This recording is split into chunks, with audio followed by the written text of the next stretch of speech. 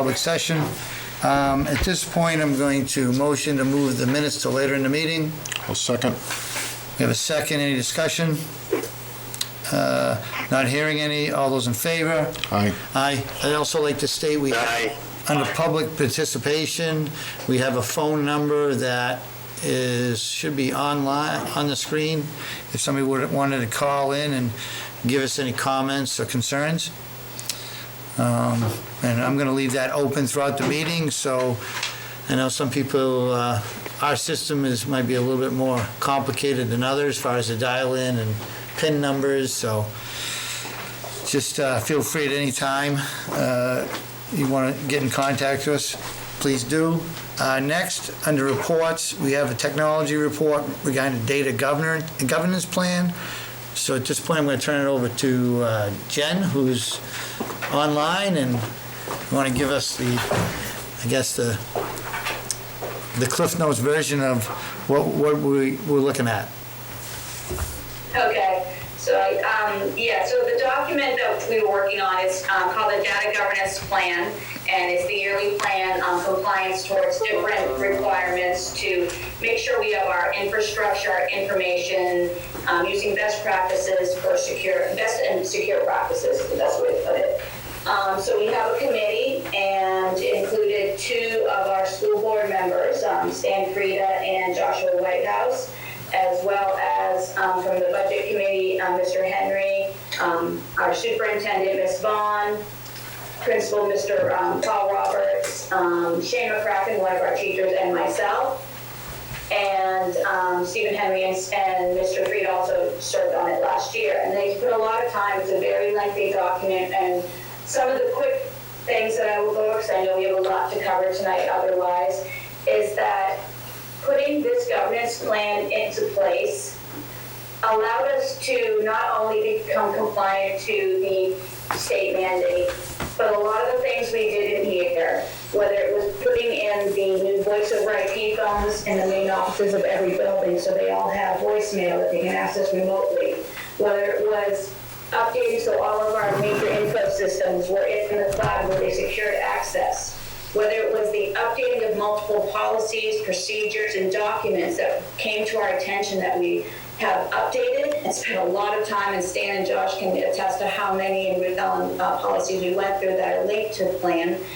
But all of these things that we looked at made it so much easier for us to go remote in the amount of quick time we had to when that happened, because of all those many things that we have put in place just to be compliant to the state mandate. When we had to go remote, that was why we were ready to do so in such a quick turnover. So when you look over the document, some of the things that came from it is we made sure we had a disaster recovery process, updating of network infrastructure, network systems, making sure we have patch cycle, update cycle, manage anti-malware and so forth. And once you go through it, you will see not just the technical side that we updated, but a lot of the policies and procedures that were brought to our attention that we needed to look at, as well as just documents, such as having a student device sign-out document for going remote learning. So really doing this and making sure that we paid attention to the data governance plan update needs set us in a good place for going remote.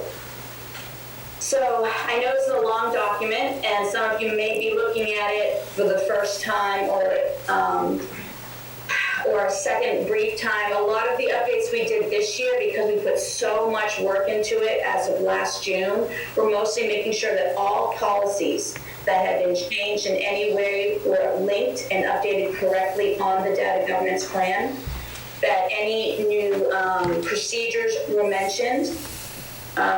We also have a table off of that we have linked off that document that talks about looking at policies for possible updates. Should they be updated 3 years, 5 years? Are there certain documents we need, such as a student device sign out? Things to get us looking for the future as well, related to vendor disclosures and so forth.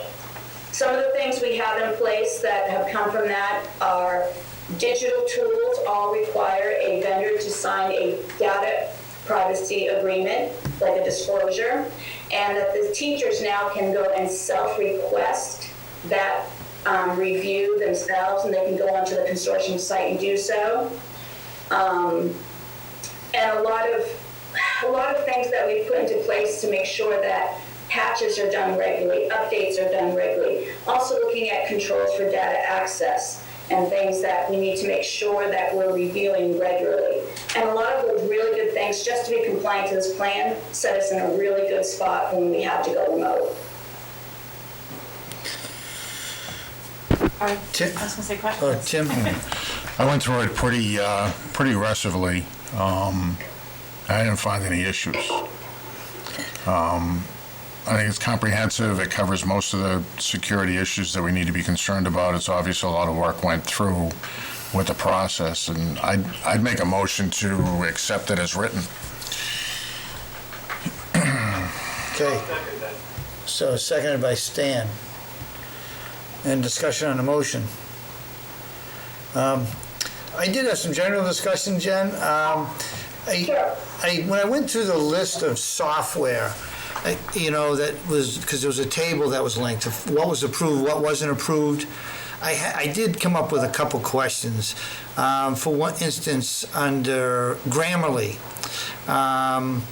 it said that it was not approved, but they adopted a standard of compliance that was intended to cover all states or instances. What would be the issue with that not being compliant with our requirements, I guess? Okay, no problem. So basically, our compliance aligns with the state minimum standards. And we connected together with a consortium called the New Hampshire Chief Technology Officer Consortium. And through there is a data alliance consortium called the Student Data Privacy Consortium that's used by Massachusetts, New Hampshire, several states. Because for every single digital tool, you have to go through and read every term of agreement and every privacy use agreement. And those are very long agreements, and there's hundreds of tools. And we realize most districts are using the same tools, and if we're using the same state mandates, we should work together. Okay. I think the issue is what didn't they meet with our agreement, Right. with our... Right. No, I understand. So what happens sometimes, though, is some of these vendors, some of them just aren't ready to, they don't have the legal resources yet. They haven't set themselves up for things such as making sure that they're protecting any information from online data sniffing, make sure they're doing end-to-end encryption, such as when you're doing a meeting and it's a secured meeting, it should have end-to-end encryption. So some of these tools simply aren't caught up yet to the data requirements of the state, the data privacy security requirements of the state. And they're going to catch up. So sometimes you might have one that says not approved now, but it might change quickly when that vendor is ready and they come back and sign. So we also reach back out to them constantly as well. Okay, And so, New Hampshire's regulations are a little more stringent than a lot of states. so my other question was, I went through that list, like some software that I expected to see, I didn't see. Like I didn't see Microsoft Word or Excel or any of those type. That comes in under Office 365. And is that on that list? I didn't see that. Maybe I didn't. Right. You So the tool has to be reaching out online, and we don't have Office 365 set up for our district. We are just using the offline version of it. It has to be somehow transmitting information outside of our Okay. network. Okay, so it has to be, the stuff that's on that list has to be software that we use that Transmits. transmits data off-site. Right. Okay, And that's why a lot of the free tools aren't approved, because the reason they're free is because they skim data Right. and sell it. Okay. And so. yeah, I you can't let just that wasn't sure why some of the software that I expected to see there wasn't there, and you explained that. Anybody else with discussion on the motion, which is to approve as written? Not hearing any discussion. All those in favor? Aye. Aye. Motion passes. Thank you. Good job, Jen. Thank you. Thank you, Jen.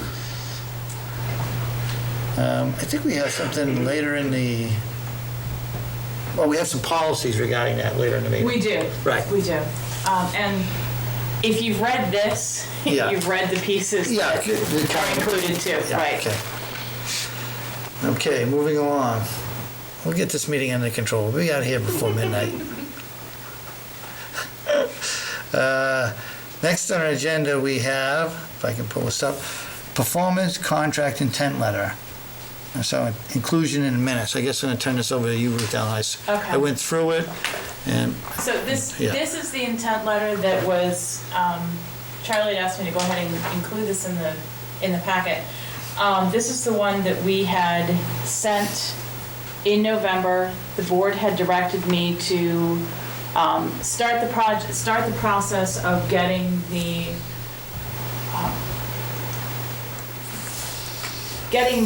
engineering study going Right. with Siemens. And this was the pretty much standard letter that they had given us.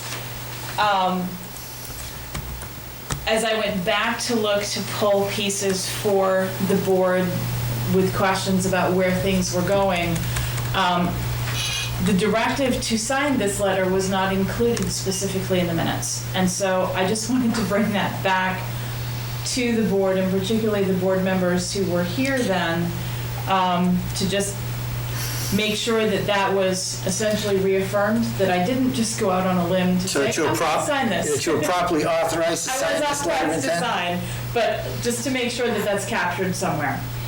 So, The other thing that's missing here, Ruth Ellen, is there's no date.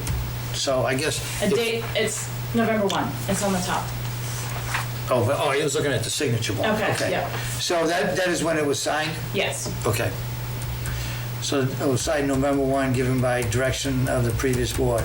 I guess, for the record, Joel and Stan, you can attest to that as a directive of the board? Yep. Yes, it was. Joel?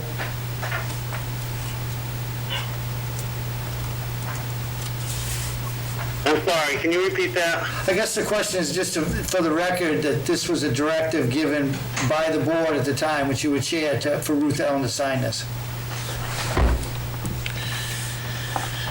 Yes, we did, actually, and I think it was Jana who originally asked us to, yes. Yeah, but Ruth Ellen basically wanted to basically memorialize in the record that, you know, it's because apparently it wasn't done well right, enough. it's not in the minutes, Yeah, well- either public or non-public, so. So, Yeah, it should have been, Okay. Thank you. okay, so basically that's all we need to do. That was The what I minutes- needed. Minutes will reflect it. Okay, thank you. So, and that was basically the start of them to do their engineering work, which they had proposed and several projects for it. Moving along, next thing on our agenda is a proposal or a presentation of maybe a proposal by Affinity Lighting Company Incorporated? Sure. LC. Come on up to which mic would be best? This one over here or one at the table? We put one. Probably this one, and I'll move over so that Yeah. I'm not with my back directly to you. All right.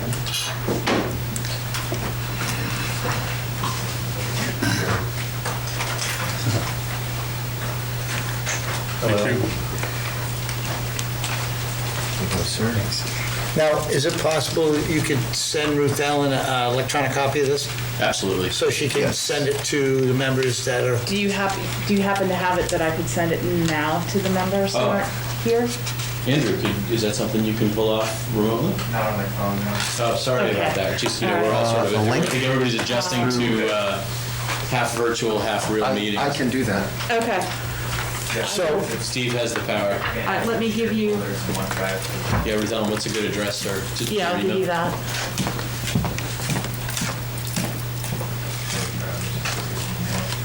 so we're gonna get that to,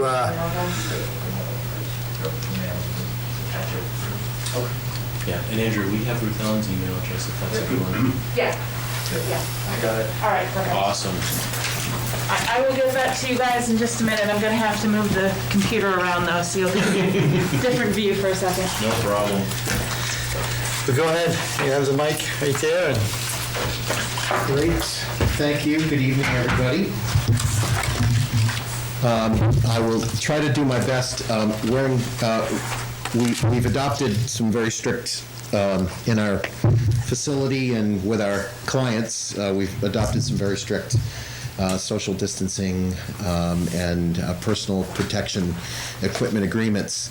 So I hope you appreciate that we're here in masks to do that. I also hope you appreciate that when I wear a mask, my glasses fog up. So I will do my best. You can do one or the other. I will do my best. I understand. Yeah, and believe it or not, we're wearing masks too because since the COVID began, I actually I had the misfortune of a skateboard accident about a week before this all started. So I haven't seen this guy since March. So he's not a member of my immediate family as much as I like him. I've known him for 20 years. So as we wear masks for each other, I guess too. As a large team, we work remotely. It's been a very active time for us. Our company, Andrew, if you would just give us the signal when that mail has gone through. We are working on sending you the PDF version of this proposal, and we've left a few hard We're working copies. on it.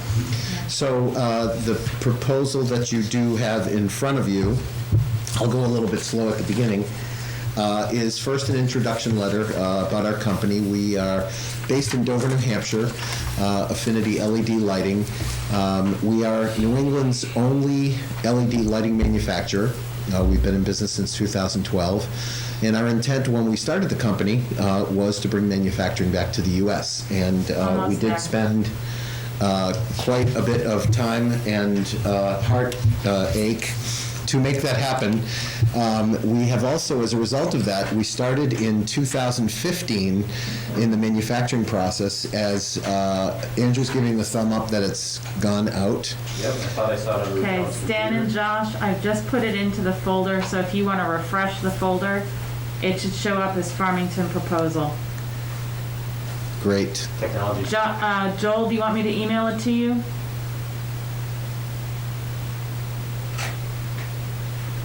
If you can, I don't know if, well, no, yeah, because I can look at it on my phone. I don't have Okay. Wi-Fi tonight. Okay. Yeah.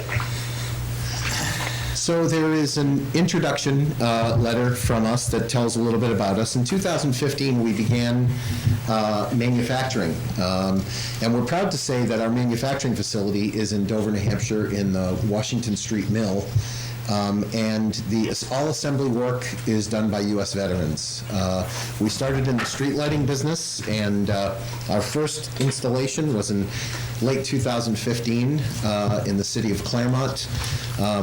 And since that time, we have become the leading street lighting installer and manufacturer because we make lighting for our clients only. It's a very different kind of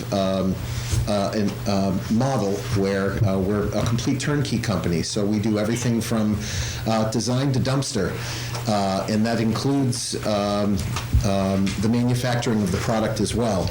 So we're pretty proud of our U.S. veterans, one of which, Mr. Gerald Eason, is a resident of Farmington, and Gerald was one of our original installers way back in that time. We have, in 2017, we began the development as the trend began to speak to smart lighting, lighting that becomes intelligent and has the ability to be programmed in every single environment to be the most efficient. And we introduced in late 2018, 2019, Click Connected, which is our intelligent smart lighting that is also built right in the Washington Street Mill in Dover. The biggest installation actually is in the city of Rochester. We have done the entire Rochester school district, which, with the exception of one new school that had already been completed, which was East Rochester, we installed over 6,000 fixtures, smart fixtures, in a total of about 6,700 fixtures that were installed across the school district. That installation is a little more than a year old now, has gone extremely well. They were great partners. Dave Toddy, Jim Letourneau, and the team were great partners. And since that time, the city of Rochester has had us also do the community center because they were very happy with it. So the Rochester Community Center had another 2,000 fixtures put in, and we have another 1,500 to 1,700 lights going into 5 more buildings in Rochester. We are planned for also moving ahead in the city of Dover for LED upgrades through the fire departments. We've done most buildings already, as well as the street lighting, which includes the first networked smart city in New Hampshire for street lighting. In terms of capability, we're engaged on a regular basis with over 40 municipalities. Since the COVID crisis began, we were very fortunate because we, aside from our interior lighting business, we also, our street lighting business is still very, very busy. So the good news is that our contractors and municipalities were okay with us working outside. So we used the time to actively pull forward many, many projects, which has been terrific for, of course, keeping our team working. We're pretty fortunate to be in a position to say that Affinity is financially secure and has withstood the pressure of the COVID-19. We attribute that a lot to our clients. So when it comes to, so you'll be able to read the introduction letter a little about us. I also want to introduce my 2 partners here, which is very important. John Brannigan is the Director of Project Management and Business Development. John is responsible for and leads all installations out there in terms of direct relationships with our main municipal clients. And Andrew Tebow, who is over there with the iPad, is Product and Technology Manager. He is responsible, has taken the lead and responsibility for the development of the smart lighting, Click Connected, and also has just recently assumed to lead the Project Warriors. And some of those Project Warriors, including Andrew, have been seen in these schools over the past few days. There's a little more about our team in here, and we'll talk a little bit about what the Project Warriors have been doing in the Farmington schools over the past several days. So just quickly, just a little background too. So here in Farmington, I first came, I met Charlie and Arthur Capello. I got involved with Dana Newt for Resilient Buildings, and I was lucky to help you guys with the Child Care Center, right as you come into town when that big rehab happened, and that would have been probably 2016. We recently, for the town, we were able to do work in both the old police, now the rec hall area, and we're going to be working on the town garage and the town hall, town offices. And as I think I mentioned in my note, obviously Farmington was one of our streetlight communities. So, really happy to be doing work here in the community again, and appreciate the opportunity to come back and talk to you about, potentially working with you on your school lighting. So after the page that talks a little bit about our team, we talk about, we spend a lot of time in the product development phase. We're always looking to upgrade efficiencies and the technology as quickly as the industry develops, which is quite rapid. The great thing about being a small company and run by a bunch of entrepreneurs is that we have the ability to be nimble and to shift when new technologies come out, which is unlike what many of the major, what we would say, national brands and manufacturers can do, because, lead times from design to manufacturing to final supply chain work and putting a product through its selection phase it takes, in this industry, almost as long as it takes for Toyota to develop a new car. That's a fact. My background is in supply chain management. I've spent my whole career in supply chain and operations. So that's the piece that, fortunately, I've been able to bring to the table along with my very talented colleagues. We want to talk a little bit about Click Connected, which is what we're here to talk about for the schools. The page after our team, when we talk about leading edge efficiency, we've been through the schools, and there's something about Click Connected that's very unique. the industry is very quickly learning how to underdrive LEDs. And what underdriving LEDs does is it takes the pressure off of the system. And because of that, you can get very high efficiencies without putting pressure on either the drivers or the LED chips themselves. And what that means is we can make brighter lights using less power. An efficacy or efficiency that we call the amount of lumens that we can put out per watt. This graphic that talks about leading edge efficiency of smart lighting, we are all held in this industry, whether it be an independent company such as ourselves or the big national brands and global brands out there, to standards that we must meet for third-party testing, independent lab testing that is required to be submitted into an organization called Design Lights Consortium. If you are not listed on the qualified products list of Design Lights Consortium, you are not accepted by any utility for rebates, because Design Lights Consortium was put in place actually by the Northeast Energy Partnership that was put together when LEDs were developing. This is probably 15 years ago, and it was because there was a deficiency from the Department of Energy in terms of interest in controlling things that happened during the CFL and fluorescent energy efficiency upgrades, which was not very successful. And as a result, the Northeast Energy Partners, including Eversource, Central Maine Power, Unitil, all through the Northeast United States, started this organization, which has now become a global organization in terms of qualifications. So we meet all the qualifications, and when it comes to products like we would be using here, which are, in the example of this library, troffers for putting in new troffers or retrofit kits of troffers, as well as linear type lights that replace the typical strip lights, 2-lamp strip lights and wraps that are around many of your rooms and facilities in the schools. To be certified and qualified by Design Lights Consortium, you can get a standard qualification, be DLC listed as standard with 100 lumens per watt to 105 lumens per watt, depending on the type of product. They also recognize premium efficiency, which today is 125 and 130 lumens per watt, depending on the type of fixture. We're at almost 150 lumens per watt.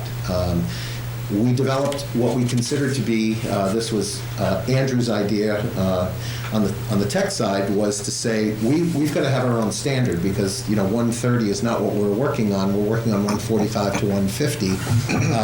So we developed what we call the elite standard. What that means is we're anywhere from 13 to almost 18% more efficient than the premium efficiency that is to qualify for DLC. It means that using our lights, and this has certainly been seen in Rochester as an example, that you're going to use less power to put out the same light. Less power means you're going to spend less money on demand charges, and you're going to spend less money on consumption charges, which is your contract rate with Constellation for KWH rate.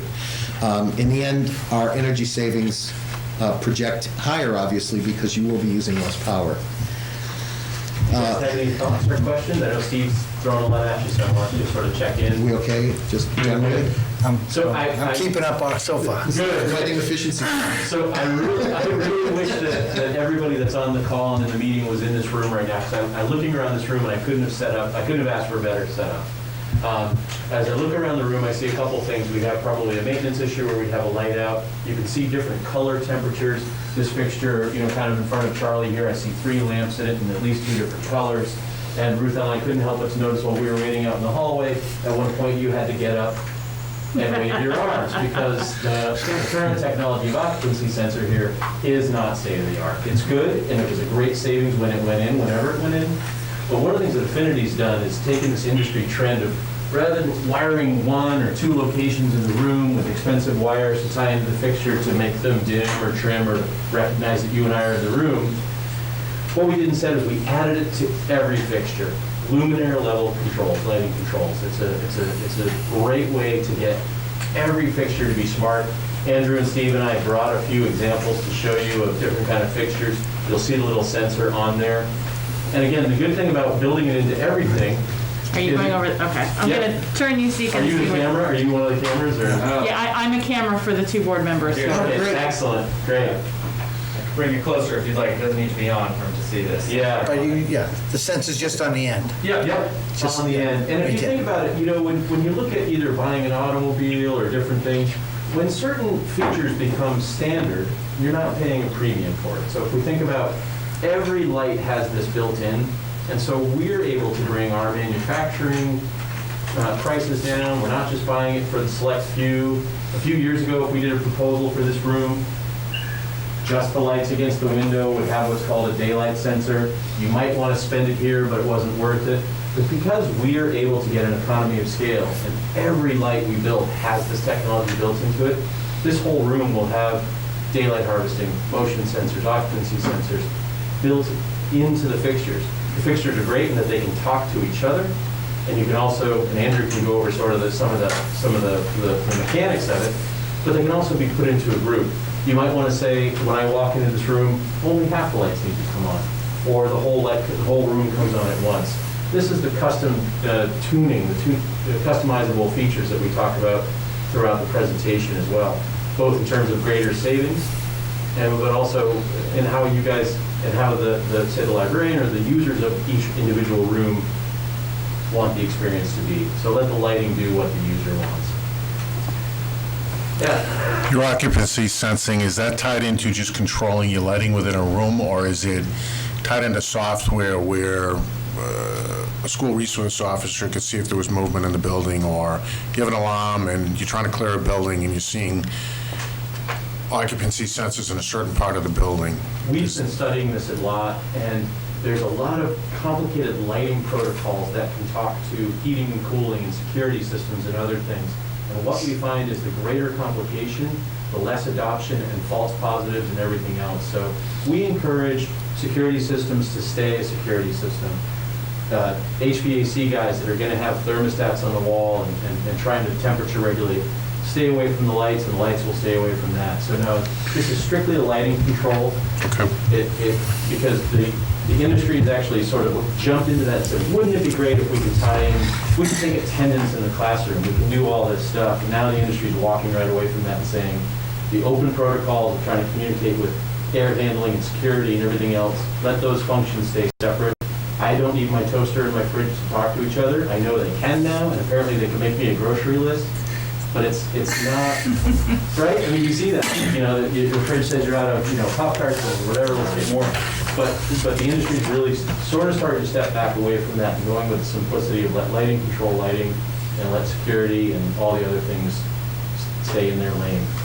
There are systems today that do that, tie into building management systems, but they're very complex. And most smart lighting systems today are Bluetooth connectivity, where there's Bluetooth mesh control over a group and over larger areas of the schools, but not necessarily tied into a building management system. So It's a that's closed the system. protocol that you're using is Bluetooth? Yes. Bluetooth or Bluetooth Light? Bluetooth? Bluetooth or Bluetooth? Oh, Bluetooth LTE. Yeah. Yeah, it's Bluetooth LTE. Yeah, it's just a different protocol. Yeah. Used in Correct. cycling. So, So I don't know that one. So Bluetooth, the benefits of Bluetooth is that we have no issues in being able to capture based on the signal, being able to capture lights around corners through walls, etc.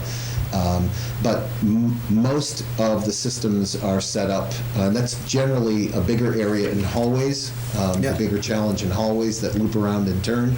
But most are set up as single-room groups, where a group will be assigned its own personality in terms of what type of daylight harvesting is going to be allowed by it, what type of occupancy will be allowed. Occupancy is detected, as JB mentioned, no matter what light somebody is near. If there's occupancy, it knows the room is occupied. So it talks, the whole group is aware of one light saw occupancy. right? Absolutely. Exactly, Charlie. So they click together, they hang out in groups. So you can walk into a hallway and either have the entire hallway stream come on, or you might designate blocks. So it comes on as you go down the hall? Yeah, a little get smart sort of thing, exactly. We can do that. It depends on, again, that custom tuning. We learned through the Rochester schools and through other buildings. You don't want a lot of lights to do stuff out in the hallway, and you don't want kids looking around. So we go for a little bit that really good balance of energy savings without a lot of movement and lights off on. Yeah, theatrics, exactly, Andrew. It's enough drama in high school anyway. Yeah, and one of the things we've noticed, our offices, in our conference room and in our back sales pit area where we have our click lighting. And one of the things we noticed as our occupancy has changed because of COVID, what a great thing. We don't pay for our electricity, our landlord's loving us, because it knows that I'm not there. I don't have to find a switch when I walk in. I don't have to worry. The other day I stopped in the office, I grabbed my chair, grabbed a few things. I didn't have to touch a light switch except for the main switch, which we haven't converted everything yet. But it's such a great, reassuring feeling to know that I can come in, grab my stuff, the lights come on, right? And as I leave, I don't have to find the switch. So there's no more, Friday afternoon, did the janitor leave a closet on, or did a teacher leave a light on?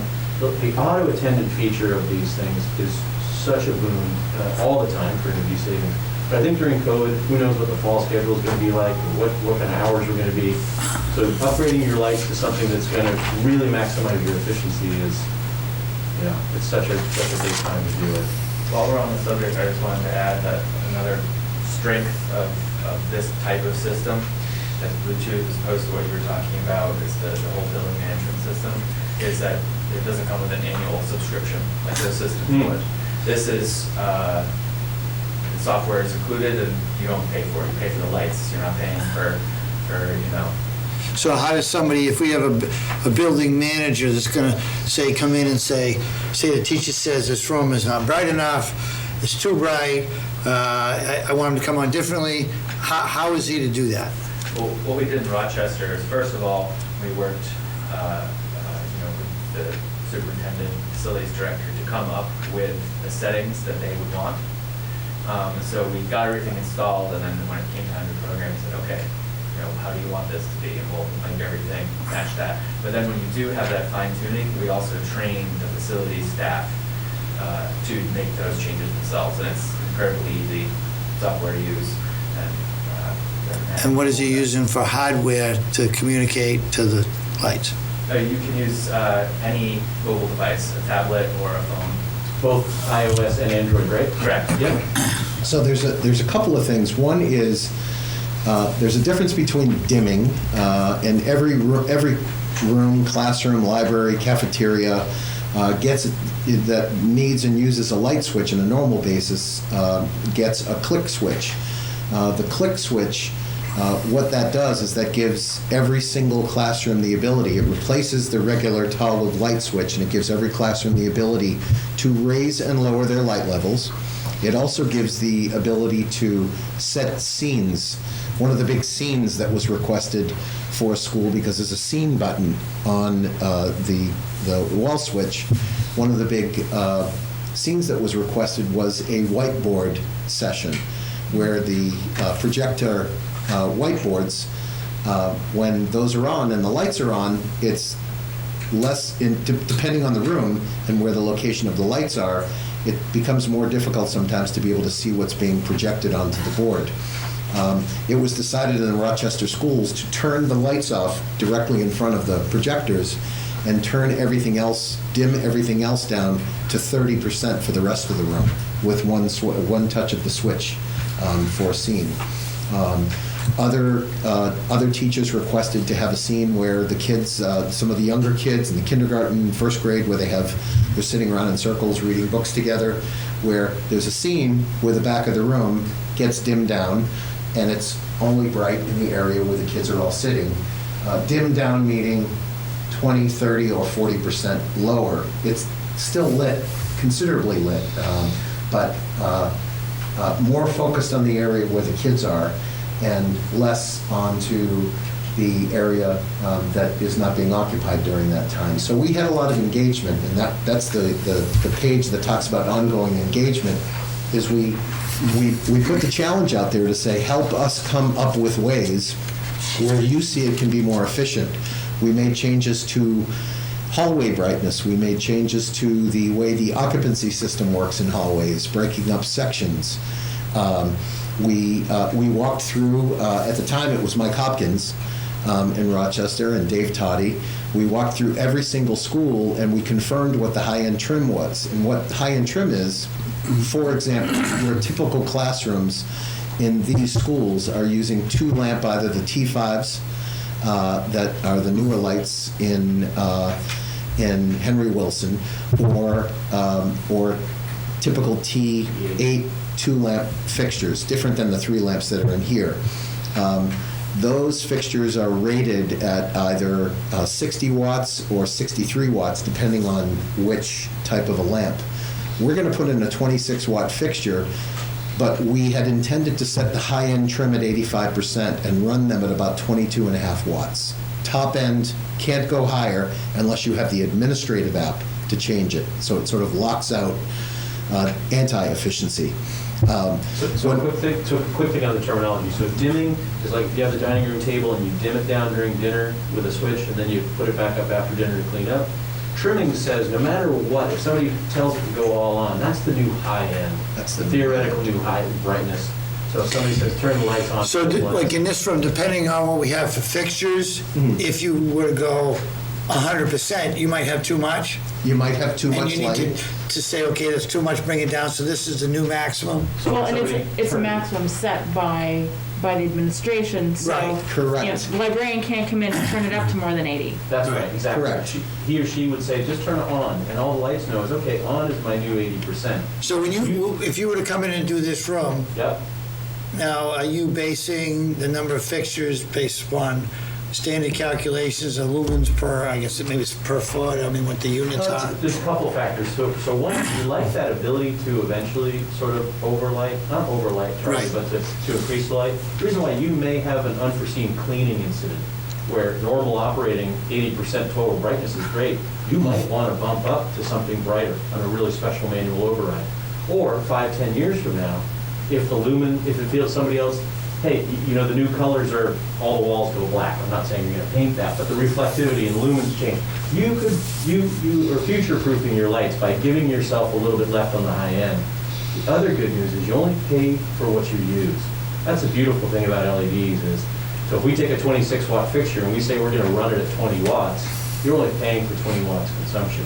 So we start off with a 1-for-1 proposal to say if there's, like Andrew probably knows off the top of his head, however many lights in this room, if there were 16, we're going to put in 16. We're going to start there. We look at the lighting levels through trimming. That way we're not going through huge expenses of completely laying out a new lighting footprint. There are times when we do that, but we learned quickly. Plastow Town Hall comes to mind. They had 18 lights there. They wanted to cut it down to 12 for budgetary. We probably spent more in redoing the ceiling grid and the layout than they saved in buying 4 fixtures. So we start with, not out of complacency, but we start with, hey, this looks like a pretty good layout. We'll go to 2x2 volumetric choppers, which is a little bit more modern look. We do want to make sure you're also getting an aesthetic upgrade. It's going to be really good lighting. So T-bar and tile would go in here. Volumetric choppers would come in, 2x2s off center, really updated, really great look. And then tune the lights in place rather than doing a full redesign. So you're getting those adequate lighting levels and the best lighting level recommended. So we ended up in Rochester, the final high-end trims were, depending on the rooms, were 70 and 75%. So where they had actually planned their savings to be somewhere in the 21.5 watts per light, and we calculated in this way, we ended up setting the high-end trims for most of those rooms. The classrooms, most of them were 70%, I think, Andrew. And as a result, they're running like 18 watts. On lights that we had pulled out that were running at 60 or 88, depending on what was in there for 3 lamp. So pretty significant. And the engagement, our proposal is on a fairly standard, just set it and forget it. But the engagement is where additional savings can be generated by just having, particularly in the first few months, saying, how are things working? We spent a lot of time back and forth, for example, in Rochester, tuning and just making adjustments. And it turned out to be, it's a terrific project. So obviously, an invitation for any of you. I've spoken with Kyle. Oh, great. Have you had a chance to go over and see him? Not yet. So, so that's a little bit just, about the overview. So, how are we doing for time, by the way? We doing okay? Yeah. Okay. I think, yeah, another 10 minutes. This usually happens. So for the Farmington district, the page after ongoing engagement, here's what we did. Here's the activities, and that would be next page in the portrait mode. The activities that we did over the last week were, we completed lighting audits with the Warriors team in the high school, Henry Wilson, and also at Valley View. Complete lighting audits of all lighting that we found there, and we'll show you what the numbers were. We also were able to get a hold of, thank you for providing that, getting hold of all your electrical bills, both from Eversource and your energy supplier, Constellation Energy, so we could run calculations on your demand costs and your consumption costs. As demand goes down, your demand charges go down. And lighting plays a pretty significant part in your buildings in terms of being able to manage demand charges. And then we put together comprehensive energy models that were completed for each school, providing first, click connected in as many spaces as we can. Again, we like to remind you that these are proudly built in Dover, New Hampshire by U.S. veterans, which is the reason why we do receive so much support from our local municipalities in northern New England. We've put a value to your annual savings, and that's based on, looking at energy costs, your operating hours, and also just general smart lighting operability. Again, the more that we get into the smart lighting in terms of adjustments and engagement, the more savings will come from that. We've estimated what your energy efficiency incentives are going to look like. There is a current standard that your utility, Eversource, which we work with on a weekly basis multiple times, there is a current standard, but there's also a potential for some enhanced incentives that we are awaiting probably in the next week or two, could potentially be announced, that will be for the 2020 season, the 2020 calendar year, because projects are behind statewide across the utility, and the energy efficiency is very important to meet those goals. So they are going to be proposing enhanced incentives, and we've shown you what we believe is the approximation. Again, nothing's confirmed unless Eversource. When was that? You think that'll be confirmed? When? How long do we think? When? No, when? I'm And we. hoping this week. Okay. I've been working directly with a couple of the people that do the efficiency. So Eversource and Unitil and Co-op and everybody, they work under a group, New Hampshire Saves. It's all a voluntary group that comes together. There really is no employees of NH Saves. So between the utilities and the Eversource parent company, they're trying to understand what they can do. So as Steve mentioned, some projects are down, some projects have fallen off. So they have efficiency goals, which means they have money. And so what they're trying to do is incentivize. I always kind of half joke, I say the difference between an incentive and a rebate. A rebate's that nickel back for the can of soda you would have had anyway. An incentive is maybe 10 cents or $1 or something that's going to change your buying behavior in between the two brands of soda or whatever. So the incentive money isn't being spent the way they like. So they're trying to say, hey, what if we offered, affinity to work with the school to say, what if there was a 10, 15, maybe even a 25% additional incentive? Would that help to get people going? Mm-hmm. So the utility wants to save energy and spend against the goals. So we've been authorized to have this initial conversation. We've got to get their final sign-off. And one of the great things about the affinity proposals, or all of our proposals that we do, our partners at the utility are going to come back. If we decide that we're all going to work together, we'll get it in writing to say, hey, your offer for SAU 61 is this. It's not just affinity saying we hope it's this. We'll get it screened. We'll get an offer letter to you guys so you know exactly project cost and what the guaranteed incentives are from the utility. From Eversource directly, yes. Any questions so far? So going to that page regarding the cost. You're already on the numbers. That's what he's been waiting for. Okay. Then I saw a hand up. That's what it's all about. That's it. It's a- So, here. the total for the 3 schools, I'm just gonna, at the standard incentives would be approximately 563 or 564,000. Estimated incentives of 163 and a half. So the net would be 400. And the payback would be, annual savings would be $63,000 per year. Correct? And the payback of that 390,000 or 400,000 would be 6.35 years. Correct. And then if they approve enhanced incentives, that would make it $40,000 less project cost and a payback of a little less than 6 years. Right, saves you 2/3 of a year in terms of paying it back.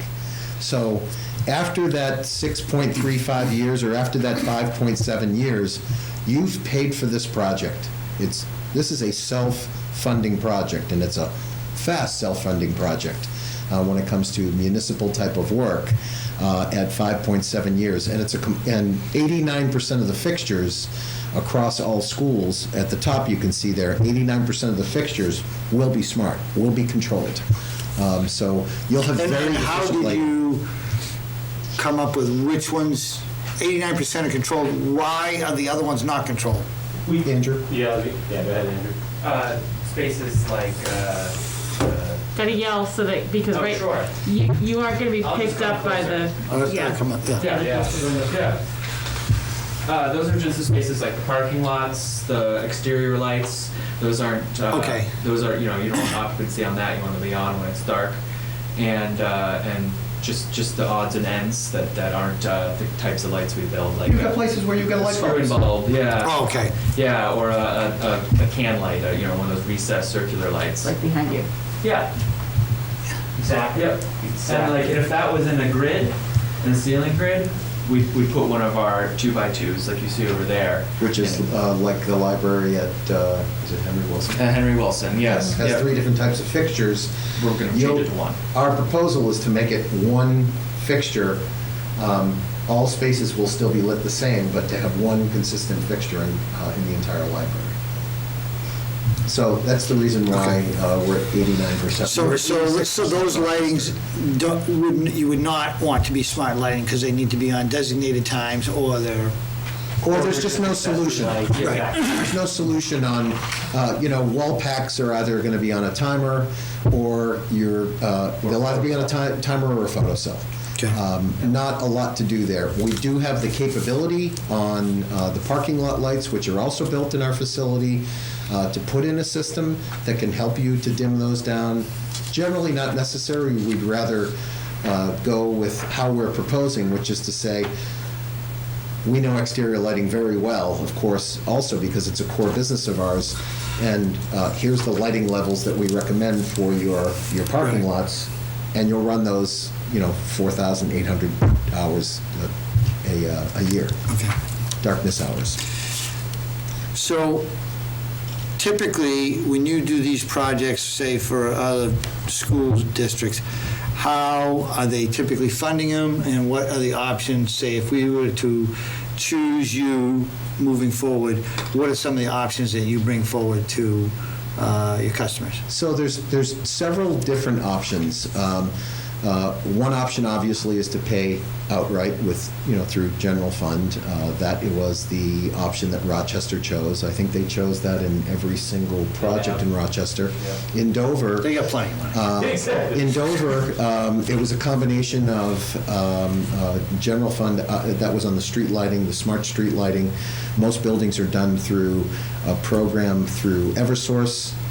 However, it's done through a program called Smart Start with Eversource, but requires getting in line with high-value projects like this until there's availability of funding to put a $500,000 project through it. And what that is Eversource funding, in essence, a lease purchase, tax-exempt lease purchase program.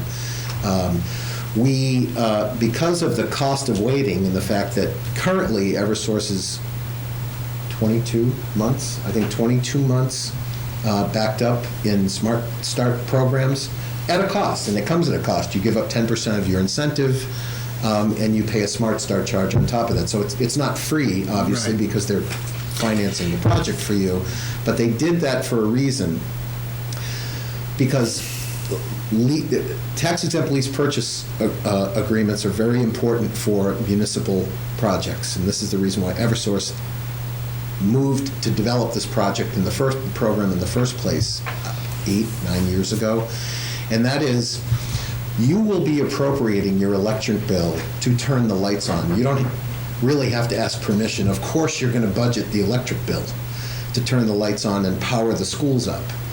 By doing a tax-exempt lease purchase with a non-appropriations clause, it allows you not to take on a debt that you're owning these at the end of the lease purchase program, but you are appropriating on an annual basis to say, yes, we'll accrue the savings and we'll pay that part of that savings at the end of the year that we've budgeted for electricity.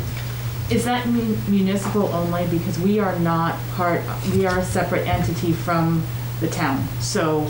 my question- Schools, Okay. schools are considered. Now, because bank rates are, Eversource is a fixed rate, it hasn't changed in 7 years. Because bank rates are good, either through your banking or at arm's length, we can point you to a very reputable municipal lease purchasing company that works nationally as a Northeast company that will offer you, put together an offer to say, here is what your municipal lease purchase will look like. So we can bring that financing arm to you. It's really making an introduction to you and getting an offer for you, which will allow you to say, okay, we're going to save 79% of our total energy that we're using on lighting, and it's going to cost us 2.5 points a year to do this municipal lease purchase. If it's a 6.35, maybe you go 7 years, or maybe you go 10 years and turn it cash positive. The great thing about lease purchase, even if you use 100% of your savings, is that on traditional lease purchase, for example, through municipal leasing consultants, they're out of Burlington, Vermont. You accrue your savings for the entire year, and you pay at the end of that accrual period, at the end of your fiscal year, you would make your lease payment. So, and at the end, obviously the equipment is yours, but you're not really taking on a debt because you're appropriating budgeted electricity funds, budgeted lighting funds and really avoiding capital cost as a real debt. Tim? Looking at your proposal, you're proposing a total of 2,377 fixtures in the district. Yes, sir. What's your ramp-up manufacturing time? And once that ramp-up time is completed, what's your installation time? Our manufacturing time for 2,300 lights is approximately, depending on our productivity and what they're making, is probably, if we were doing 100% of this, would take us about 16 days. Aside from other types of products, because we're generally producing 2 types of products at once. But yeah, probably about 16 days. So it doesn't take very long. And the installation on 2,300 fixtures would typically be, I would say, probably in the range of about between 22 and, let's say, 30 days, depending on the complexity. Trying to think of the Rochester Community Center was comparable. We've had days where installing retrofit kits, we've had 150 fixtures put in a day by one of our crews. So it depends on really the areas that they're working on and what type of complexity they run into once they get up in the ceiling, depending on the type of fixture. So how do you anticipate what you're going to run into here? I mean, because you haven't been up into the ceiling tiles. We go a little bit into the Andrew, ceiling tiles. Okay. Yeah. We try to peek behind the curtain a little bit, but generally that's the reason why we put a contingency in there. We're an open book here. That's why we said that contingency. We see the project right now is valued at $536,000.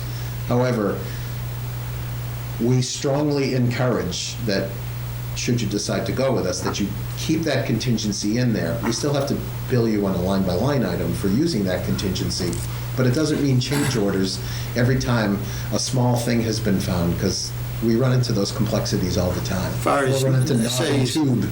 okay. Yeah. Stuff that is not code compliant. Exactly, Charlie. You know, you look at, as Steve just started to say, we opened up one of the areas in Rochester, and we found knob and tube wiring. Once our licensed electricians who are independent, once they see that, they can't unsee it. It has to be touched. And so we always try to be mindful to say to a school, even to a business, but obviously for municipality and a school budget, there's more constraints. You can't just go to the owner and say, oh, look, I found this rat's nest. You try to build it in. So we don't spend that contingency unless we use it. Looking around the building, Andrew and Angel, Larry was great, gave him a tour. And I know they poked their head into things. We hope we don't find a lot of unknowns. I can say that this school seems to be a lot more uniform and kept up than the buildings I've been in Rochester. There was a lot of surprises in those ceilings. And I can just tell from the samples I've taken here that we found little trash in the ceilings there, like little chip bags. So I don't think we're going to be finding that here. That slowed down work a little bit. My dad was a big fan of the suspended ceiling. It hides a lot of sins, right? Remodeling 101. Tim, did you have another question on that? No, I'm good. So, yeah, so circling back on Steve's point, so we can show you a couple of financing options. Really, we just want to start with showing you the numbers. How do we get there? We walk into every school, we walk into every room, we count the lights, we say, here's the existing condition, here's what we're going to propose. Based on both historical hours of operations in schools and also getting some really great feedback during the tour where, you know, Larry had pointed out, hey, the gym is used both days on the weekend throughout the school year. You know, just different things, because not picking on Eversource, but they would love to say, oh, schools only use this much, they're only open this time, you know, this amount of time. And I see you shaking your head. My sister's a teacher. Anybody who actually works in a school knows whatever it says. You know, this is not Monday to Friday from 8 a.m. till 3 p.m. Right? Maybe that's when the students are here. But anybody that works in school knows the lights can be on a lot. So we tried to be both conservative but realistic. We ask operators, we ask people, hey, does this hour sound right for the hallways? You know, a great example is some bathrooms in a lot of public spaces are the old janitor's key switch. There's no real light switch, and they're on, integrated with the hallways. You can't separate out the two, or they're currently not wired that way. So to say that the bathroom's only used a few hours a day, well, that might be true. In aggregate, there might be only somebody in there for a few hours. Lights might be on from the minute the hallways get turned on until the cleaning crew leaves at night. I live in South Berwick, Maine, and I drive by my son's, when he was younger, the central school. I think those lights are on 24/7. I don't know why. I mean, and they're right across from town hall. We've had a meeting, and the town manager said, "Oh, I know it's a janitor. What he does is he turns on every light, goes through the school, turns on every light, and as he works his way through, he turns them off. And he doesn't finish till 11:30 at night because he doesn't come in till whatever." So we all have our own practices. So We can take care of that for you. yeah. So what we try to do is use industry standards. You know, if we came to Eversource and said, you guys are on 24/7, 365, well, that's not true, right? So we try to find that middle ground. How often are the lights on? We want our energy model to be pretty accurate. So we build up the model room by room, light by light, hour by hour, and then say, okay, if we take out this and put in that, we can kind of guarantee the savings if the use pattern doesn't change. We're taking out a 63 watt light and we're putting in a 26, dim down to 20, trim down to 20. It's science. Yeah. That's all you're going to pay for. Yeah. So, Correct. The other thing that's important to note also is that in our proposal, we have proposed in many of your low-hour spaces, the spaces that seem to be the culprits of, oops, you walk in Monday morning and the light's been on all weekend because somebody forgets to turn the light off. We have proposed in many of those low-hour spaces to convert those to smart, but that's also part of the engagement, part of the final lighting plan, is to go through with the stakeholders and say, do we want janitors' closets and electrical rooms smart, or are we going to take the risk or do a different option by converting it to more efficient, but maybe not making it smart, or do you want to go with the recommendation to say, don't worry about it, there won't even be a switch on the wall. Somebody walks in, that thing will turn on, somebody walks out, in 5 minutes or 3 minutes or 10 minutes, that light will go off, and you know it's off until somebody returns to that room. And that time is adjustable based Adjustable. upon room and, Absolutely. Yeah, you know, and I always tell people, we talk about squeezing the sponge, so you get greater savings the more you tell your lights to either be lower light level or to be off, the greater the savings. And I also caution people, I'll never forget Portsmouth Brewery, when they built their new facility, state-of-the-art lighting control. The lights would go off every minute. They had a minute timeout. So needless to say, you're in this facility, lights are going off, lights are coming on. So I always tell people, don't sacrifice lighting comfort for savings. If you run a 30-minute timeout, you're not spending much more electricity than if you run a 1-minute timeout and it goes off and on and off and on 30 times during that 30 minutes. So we try to find that balance. It's totally tunable though, Charlie. You could go, you know, the app has a duration setting. You could say, hey, stay on for 2 hours, stay on for 2 minutes. Whatever is appropriate for your setting. You want the lights to work for you, and the app, the Click app and the tool allows it to happen so easily. There's also 2 different timeouts. Yeah, to make it even more customizable. You can make it step down to some lower percentage of your choosing after a certain amount of time before they go completely off. A little warning, or you know, so space won't be you know dark and ominous. You know, very useful in bathrooms. You mean like the blackouts in the middle of our board meeting? Yeah, like Yes, Up in the middle. always happens you anyway. know Yeah, it they're not does. sensing you. You get a little warning. Yeah. Yes. In the elementary schools, we find it helpful in the bathrooms because the little kids don't want to go in if the lights are completely dark, but then you don't have to sacrifice all your savings. You can say that go down to 20% and stay there for a longer time, and the kids are now not looking into a dark room. So it's all customizable. The administrative part, though, of the reason why we have the separate administrative portion is to make sure that nobody can mess with the high-end trim once that's been set. Once the stakeholders say, this is what the high-end trim is for these rooms, it won't be allowed to go up unless somebody has the administrative code to get in, which is usually just facilities people. Oh, and we've been asked this, no, the kids can't hack with their iPhones, they can't, you know, sit in the back of the room and play with the lights while the teacher's trying to get something done. They haven't yet. You got to have this. You have a QR code per room, Yeah.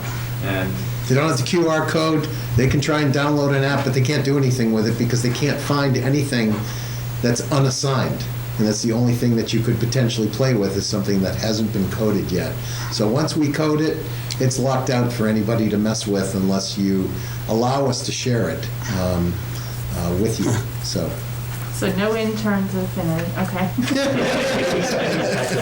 So while we were talking for the Zoom or television audience at home, while we were talking, Andrew just turned on that wrap fixture using the iPad. So we could have had a couple ways. We could have had, again, that wireless wall switch that we talked about. So because some people still like to interact with a light using a light switch, so we have wall switches that are Bluetooth, talk to the lights. We also have, you know, sort of that auto attendant where the lights are going to take care of themselves. You don't need to do anything. And then the other option is not only during the commissioning phase, but also during the use, you can have an Android or iPhone app to control the lights. So inside the wall fixture, you'll have the Bluetooth switch that is assigned to the lights in the room. So that has, we have scenes, and so on, has- off, scene one. How many scenes can you program? well, you can have as many scenes as you want in the app. The switch can hold 3. Okay. So they can have a projector, they can have a reading time or a nap time. Nap time, whiteboard time, and Not in this building. exactly, and then full bright time to go home. And then there's also just the button that is a little light bulb that is just put it into the program smart mode. And that's really the on button. There is an off button, but this just says put it into the smart mode or you just don't touch it. If nobody touches it, it will run its program by itself.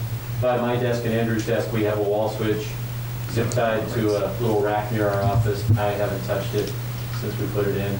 You know, we really don't use it much. But we do know, especially with new lighting, people want to know that they're in control. Auto features, auto lights, sometimes people aren't sure what to make of it. I'm right, raising and dimming through the switch, so this is assigned, and there's a blue light that allows you to know that you're touching it, so it's not like, is this doing anything? So I'm raising and lowering using this. Andrew had to shut off the daylight sensing because the rep was fighting with the light it was pointed at, that it was like sunshine. So the daylight harvesting, if it's next to a window and there's light coming in, that fixture is going to be reducing its output? It will reduce its output to make sure that the whole room stays level. So slowly, as the lights come on, slowly as the sun moves across the sky, you'll see the lights change gradually over the day, and they're harvesting daylight. They're saying, okay, in this area of the room, I don't need as much lumens to put out to make sure I'm meeting the same output goals as the rest of the room that is not impacted by the windows. So they'll appear to be less dim. We took the business administrator for Dover through, I think it was, or was it Nashua? We took them through the Rochester Middle School, and it was a very bright sunny day, and there's a massive skylight right next to the gym, and there are troffers in that hallway as well, and it was a very, very bright day, and you had to almost look carefully to see that there were four lights. There were 4 lights that were almost completely off because it was the brightest point of the day, the way the sun was shining into that section of the hallway. If it was a rainstorm, those lights would probably be running at about 50 or 60% of their setting because they're getting some natural light. So And we can they adjust. control the minimum that they would put out too. Correct. If you didn't want them to, if you only want them to daily harvest a certain amount, we can set that up. If you want them to go completely off, that's easy too. And per light, not just per room. So if, I know you've mentioned with the security, but if there's not a wall switch where someone can turn it off, if there's motion, the light will come on. If there's that. So that would give some indication if the building's been empty and suddenly you see lights coming on down the. A great example, some of my commercial customers have 24/7 lighting, and sort of ask, all right, well, do you have a security camera or whatever?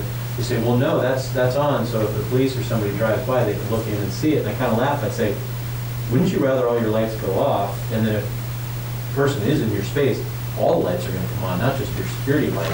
And it's funny, sometimes in our culture we see these movies where, Tom Cruise puts on the ice vest and he walks into the museum and steals the gem or whatever. You couldn't possibly walk into a room and not have these things pick you up. It's the sophistication of the sensors. No one's going to sneak in here and steal anything and sneak out without the lights coming up. It's impossible. Or repelling from the ceiling. Or if you're repelling from the ceiling with an ice vest on, maybe you can steal the gemstone, but that's it. But if you're just walking in now, the sensitivity is such that it really is. Suspended ceiling won't hold you anyway. That's it. Correct. The hallways generally won't need switches, where you have the janitor keys, the facilities keys. The hallways are just programmed for the natural sequence that we've come up and discussed and agreed on, and then it's operating properly if you're watching that type of motion. Usually facilities people are stepping in one door or the other, and depending on how it's been programmed, the entire hallway system will light up, or just that section of the hallways will light up, depending on what you want when a facilities person comes in that first door in the morning. So you don't really have to worry about touching switches, actually, for most of the work to be done. So the school board members that are online, Joel, you got any questions for the affinity group? I don't believe so, thank you. Stan or Josh, any questions? I have none at this time, thanks. Thank you. So the last piece is the investment return page, which is on the bottom there. basically says, after you've installed the project, assuming it's right below the numbers page. Okay. Assuming you were to go forward with the project and you installed the project just based on the projected savings that we have today with no additional enhancements or whatever, and this is based on the standard estimated incentive based on currently your break even, we have a 7-year warranty on the product. Your break even hits in year 6, as you can see there with the green dot. And you're installing lighting that you're going to have up in the ceilings for the next 20 years. The cumulative return across 20 years is $860,000 based on what you're spending today. And that includes no increases in electricity costs, demand costs. Of course, as that goes up, your savings go up because you've got the system to be able to offset. So this is estimated savings at no increases. Exactly. Part of the reason why we wanted a copy of the electric bill is we said, let's give you a snapshot. So anything we talk about is based on that snapshot. I can't predict whether electricity and energy costs are going to go up or down. My guess is they're going to go up because they always have. It's not common. You guys have negotiated a great rate, by the way. Constellation Energy, I think you guys are at 6 cents. And, you know, that's fantastic. I mean, that's a good energy rate. And demand driven also. Yeah, and you have some other riders on there, but I don't want to be in the crystal ball business. I'm happy to make some estimates, I'm happy to make some guesstimates, but if I use today's snapshot, it allows for the future to change and move, but we knew we were looking at it now. All current conditions being true, your savings are going to be consistent throughout. Okay. I think you brought a lot to the table as far as data, and the members of the staff hasn't had any time to digest it. So No, of course. for me, I think that I'm sure staff is going to review this. I'm sure we're going to have some follow-on questions. I don't know if Ruth Ellen has any right now. I mean, it may make sense for if you have a contact regarding that financing that you pass along to Ruth Ellen, yeah. And then, Absolutely. because, Yeah. you know, if we, as we consider this proposal, we also have to figure out how we're going to, if we choose to go with it, how we're going to finance it. Right. And what makes sense and what we're able to do, you know, as far as what we've been given by authority by the taxpayers. So, I mean, I think those questions they're going to have to address and get Great. back to us. I would say Ruth Ellen and Charlie, one of the things we'd like to do is this we knew this was kind of a first blush chance to get to meet. We've met before through the street lighting project, but let's take the next step, which would be we would do 2 things. We would submit our energy model that we've done to Eversource, have them screen it for their cost-benefit analysis and look at the incentives and see if we can get them to commit on those enhanced incentives. The other thing is we can submit numbers to municipal leasing consultants so they can come back to you with a real offer to say this is what the their finances program would look like in terms of real dollars. I would be happy to do that for you. No obligation still at any. The nice thing about this too, the way we operate is we want you guys to have a good comfort level. We can go through all these steps if there's interest. Eversource does this all the time. They review projects for us all the time. They're a little bit backlogged right now, so they could be 2 or 3 weeks out. Normally they're a week or so, but I'll let them speak to their own timeline and workload. And then MLC, Municipal Leasing Consultants, would be great. They'd be happy to put together a little binder that says, if the Affinity project goes forward and the cost is this, here are your financing options with both the cash positive, and Steve said slightly longer term, or, you know, the shortest term possible, whatever you like. They do this routinely for 2 times. What's nice too is once you have those 2 things, an incentive offer and that other leasing option, you may have a favorite bank that you go to. I know when we did work with the city of Augusta, Maine, they went out and said, hey, let's get people to compete for our money. They actually had a local bank that they do some business with come in with a really favorable rate. So we try to give you all the tools to help put that together and can help you as little or as much as you guys like along the way. We're only 20 minutes away. Yeah. And that is for helping you to make decisions, if that helps, but also in terms of service and assistance. Anything else down the road? Well, yeah, I think that makes sense if, as far as getting those, at least asking those questions. Eversource, they will basically be confirming these estimate incentives and then also Exactly. giving you a timeline on, I don't know if we'd be able to take advantage of that. Is there requirements as far as installation on that?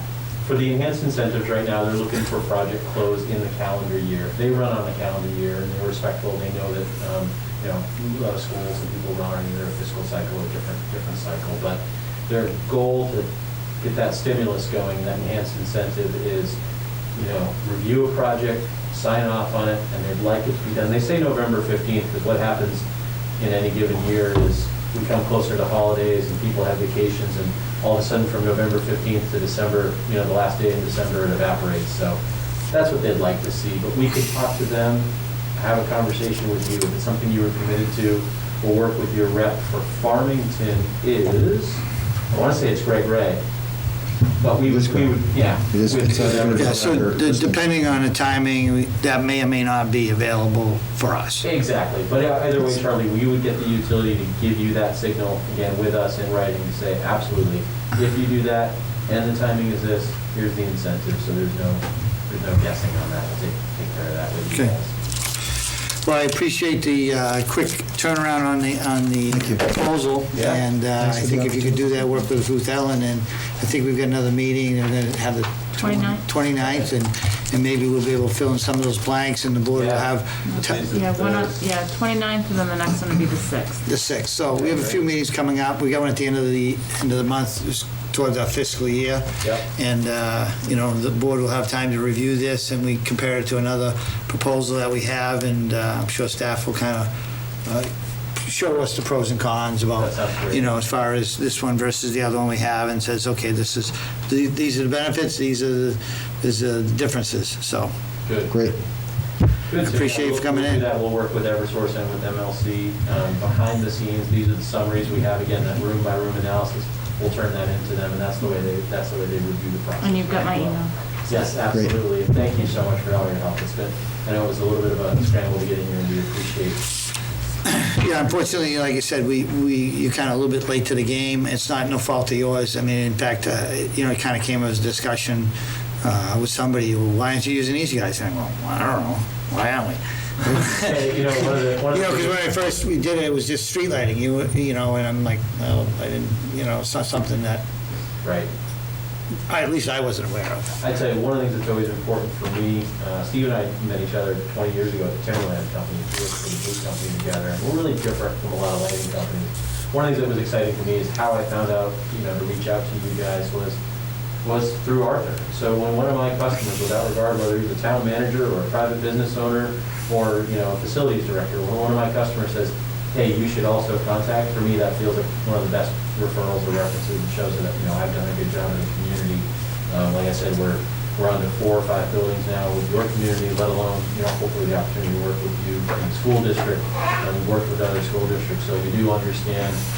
It's one of our first things. So what other school districts in Rochester? You done Dover? What other neighboring school Dover districts? we're still working with. Let's see. I'm trying to think. We've got a couple schools in Maine that we've been engaged with. As COVID hit, things kind of came up and down. One of the things that I love about the Eversource utility and New Hampshire Saves is real consistency of their program. And I know this is sort of being televised or whatever, so I'll say on the record, Efficiency Maine through Central Maine Power doesn't have that consistency. It is a third-party organization. It's a trust that's run not by the utility. So New Hampshire is doing it right. So we've been working with Gardner, Maine, Kittery, Maine, Elliott, Maine on a small lighting project where my son actually goes. No favoritism there. I had to earn that one.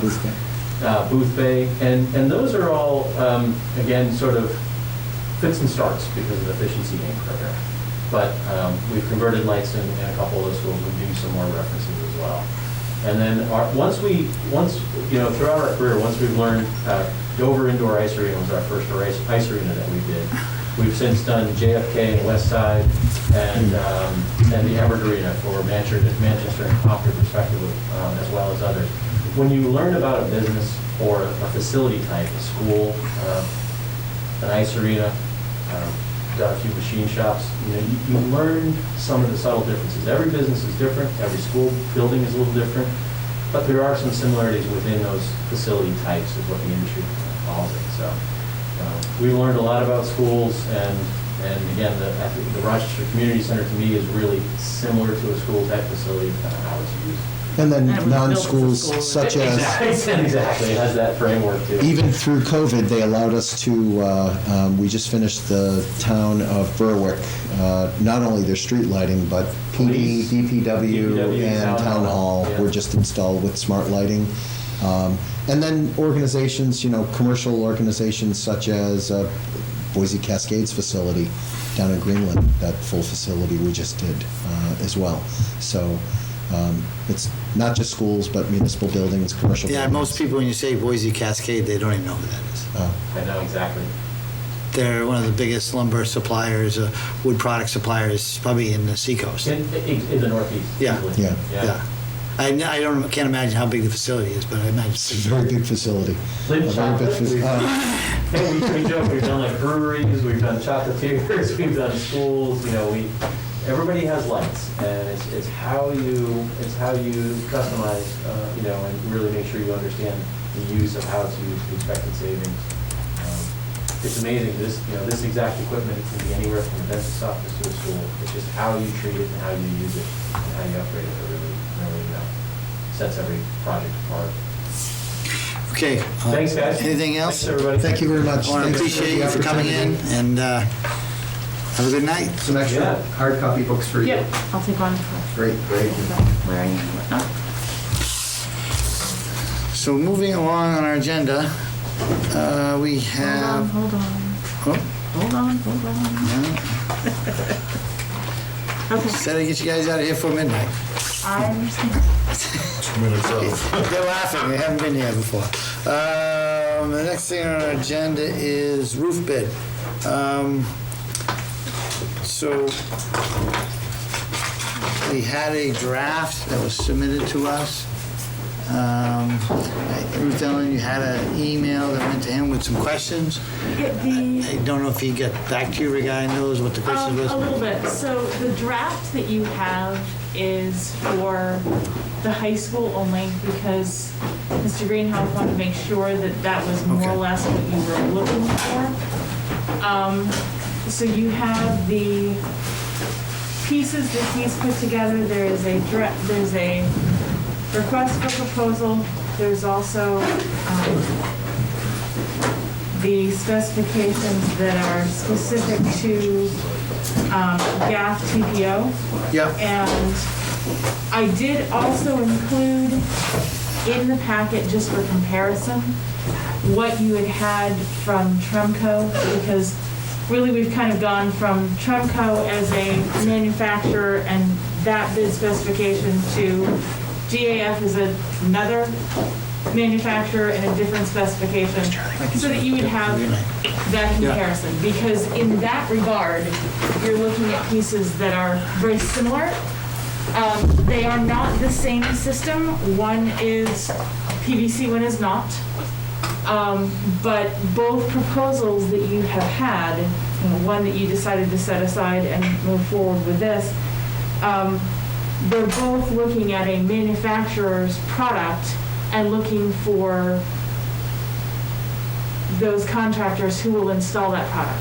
So I wanted you to see that kind of as a side-by-side comparison as well. Yeah, I think that, I mean, the using the GAF TPO, we use the Tremco, which is, I think a similar product, may not be exactly the same. They're similar. Okay. It's- One is they're in the same family. PVC and one is not. Okay. That's So, my understanding of the I know that, let me look at this scope here.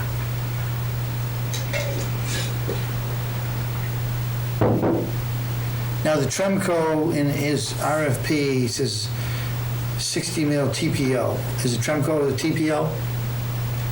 I guess I'd have to look at that. So, yeah, the pieces that you have here, the one that says Project C roof replacement, it looks like this on the title page. This is the Tremco piece. And then the other one is, it specifically says Henry Wilson Restoration, HKLMN. These two are the Tremco pieces. The one that has Yeah. the Farmington School District and the GAF on the top, that one's from You're Mr. right. Greenhoff. Yeah, so I reviewed those, and when I looked at his, I thought it looked good. My biggest point on this one is that I wanted to get, to quote, the product or similar products that was quoted, which was the PVC. And if the TPO is the right designation, and other competing products, because in this high school, for me, we've installed on half of the roof a certain system that was preferred, but may not be absolutely necessary, and then we have other competing systems. So my goal on this, mostly on this building and somewhat on the other building, because that's different with what they have for product on that roof, is to make sure that we have the TPO, a similar product, whether it's TPO, if that's the trade name, Well, for the material designate.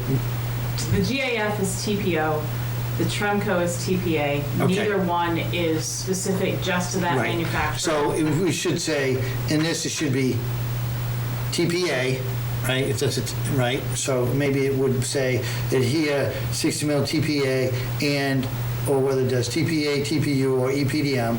And then what I'd like to have brought back here is that we have comparable quotes of both when we can get them, because some installers may say, okay, I do these products, I might do TPA, and I might do EPDM, and I will quote you these two from, say, a roofer supplier.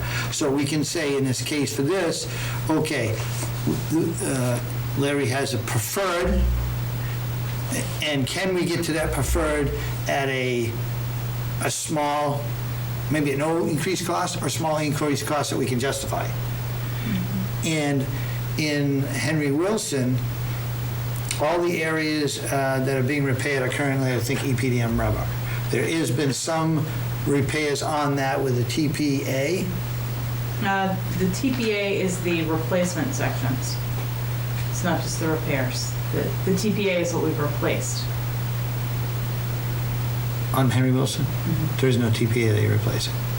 I think they were going to replace it with TPA. There are sections of Henry Wilson that have been replaced already. Yes, with Yes, TPA. yes, But that's what I meant. But these improvements, when Larry showed me, none of these repairs actually even touch that section. At this point, yes. Right, so because- Eventually, they all have to get together. Right, eventually, yeah. But, so in that instance, we would be, because some of those are repairs on existing EPDM, some of the areas, mostly on the front entrance where there's multiple levels of roof, where we have, roofing, but a lot of tie-in issues, that's all EPDM. And then along the, if you're looking at the building, the right side along the whole length of the building, which I think is above, there's a bunch of air handling equipment in that area. So that's all currently EPDM.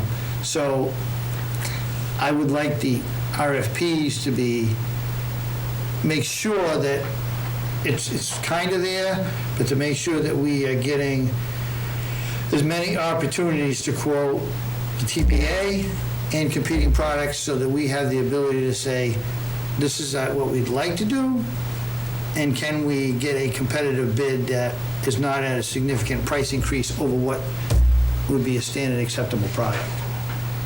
Yeah, I don't know if you understand that. More or less, I do. Because, like I said, this is what we have on this roof. We have a TPA product, and it may be whatever that manufacturer-wise. But I would like to make sure that we don't exclude one or exclude the other, so that ideally, we can get several bids of competing products, and we could say, okay, here's a vendor, that's a qualified vendor, that's quoting a TPA product, which is what we have on half the roof, and it's cost comparable to an EPDM product, or say it's $50,000 higher, and then to make it, based upon that, we can maybe able to say, we can justify going with that. Because as this is written, the specification says that GAF is the acceptable manufacturer, period. Yeah, see, This that, one is written. yeah, that's where it would need to be, that's what I picked up on, it would need to be changed, is because we want to say, we don't want to exclude people if they use a product that is similar, and has similar warranty, life, because if you gear it towards one manufacturer product, we end up in the same place where we were, where now all of a sudden you're not getting as many bids, and because people may not be familiar with that system or don't do that system, or I don't do GAF, I do this system, and they may be, for all intents and purposes, equal. So right now, what you're looking at is, this one is TPO, the Tremco is TPA, and so. So you could include, for me, it could be simple to add the TPA/TPO or EPA membrane for, and that needs to be worded so that we get both.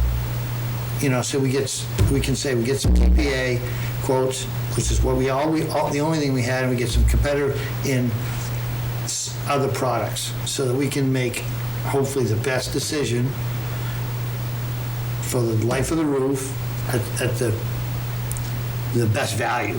I mean, you can't say cheapest because we may decide to go with a TPA product on this roof if we can do it at a small increase. Tim, yeah.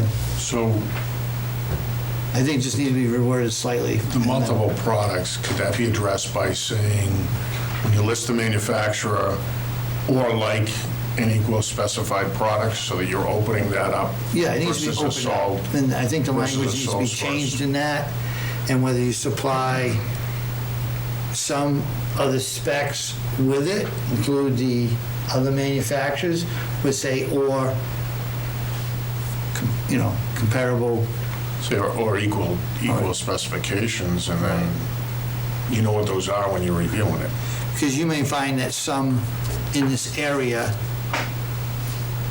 one of these manufactured products may not be common. It might be a competing product that's used more in the Northeast than, say, GAF. I don't know.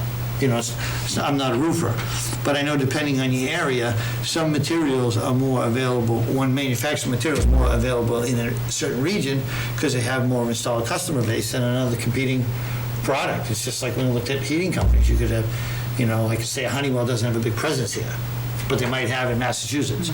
So they come here, they may not be as competitive or really available than when you're looking at like a Siemens.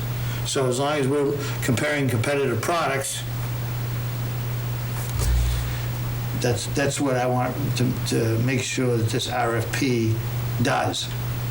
And I think some of this wording regarding that in reference to those materials needs to be clarified so we can accomplish it. Everything else seemed to be straightforward. I don't know whether it makes sense to have him go back and just edit that based upon this yet discussion. He hasn't shown you anything yet for Henry Wilson. Right. He just gave you the one as a sample. Right. So I think, to me, if those changes are made here, I don't have any issues with him producing the Henry Wilson, because it's in essence the same thing. What's being done is different, but how it's going to be worded for what we want to consider for products is the same. We might have, in that one, we might lean more one way than we might lean here based upon what we have on the roof, but I want to ask the same questions, Is that a motion? I can make that motion. I don't know if anyone has any additional discussion. I'm just trying to get, I mean, let me have, Tim? that we have a motion for discussion? I'll make a motion to approve it as amended, if you've got the good notes on the amendments. Take notes. That would keep it simple. I'll second. I mean, it's gotta come, it's gotta come back here before we send it out. And so when you say approve as amended, approve in what regard? Approve to send it out, approve to You want it to come back? review Yeah, again? I want it to come back. Okay. So Yeah. I want to let's make start sure. your motion again. All right, so Do we need a motion to send it back? I mean, he's a contractor. Do we need a motion to send it back to him, ask him? Well, I mean, we can just poll the board for consensus if they want those changes made. And then we'll review it the next time. well, I mean, if you're going to poll, that's essentially a vote. So Yeah, we'll have a vote then. So I'll make a motion to have Jeff revise the RFP in the areas regarding the materials, the allowable materials in the RFP, to add TPA, include TPO and EPDM as products that we want considered and quoted in this RFP. That's my motion. Second. Second by Josh. Any discussion on a motion? Not hearing any, all in favor? Aye. Opposed? Aye. Aye. I think Stan was opposed. Was that an aye, Stan? Was opposed or for, Stan? No, it's aye. Okay, Okay. so it's 5-0. So, I mean, Okay. next. Gotta find a way to get this. Usually I print the agenda so I can work off it. We'll go back to minutes, or do you want to go to new business? Do we have any, well, on the new business, do we have any new business? I don't. Do you, well, actually, you We have do. a couple of emails there too. And then, We also have the vote on the contract isn't on the agenda, so that would have to be Correct. done under new Yeah. business. thank you. Well, maybe we should start there. Okay. So, on the new business, we had worked, Stan and I had worked with the teachers union on a contract. They ratified with their membership last Wednesday. Is that the date? Well, I think it went through Thursday. It's done, Okay, anyway. in that vicinity.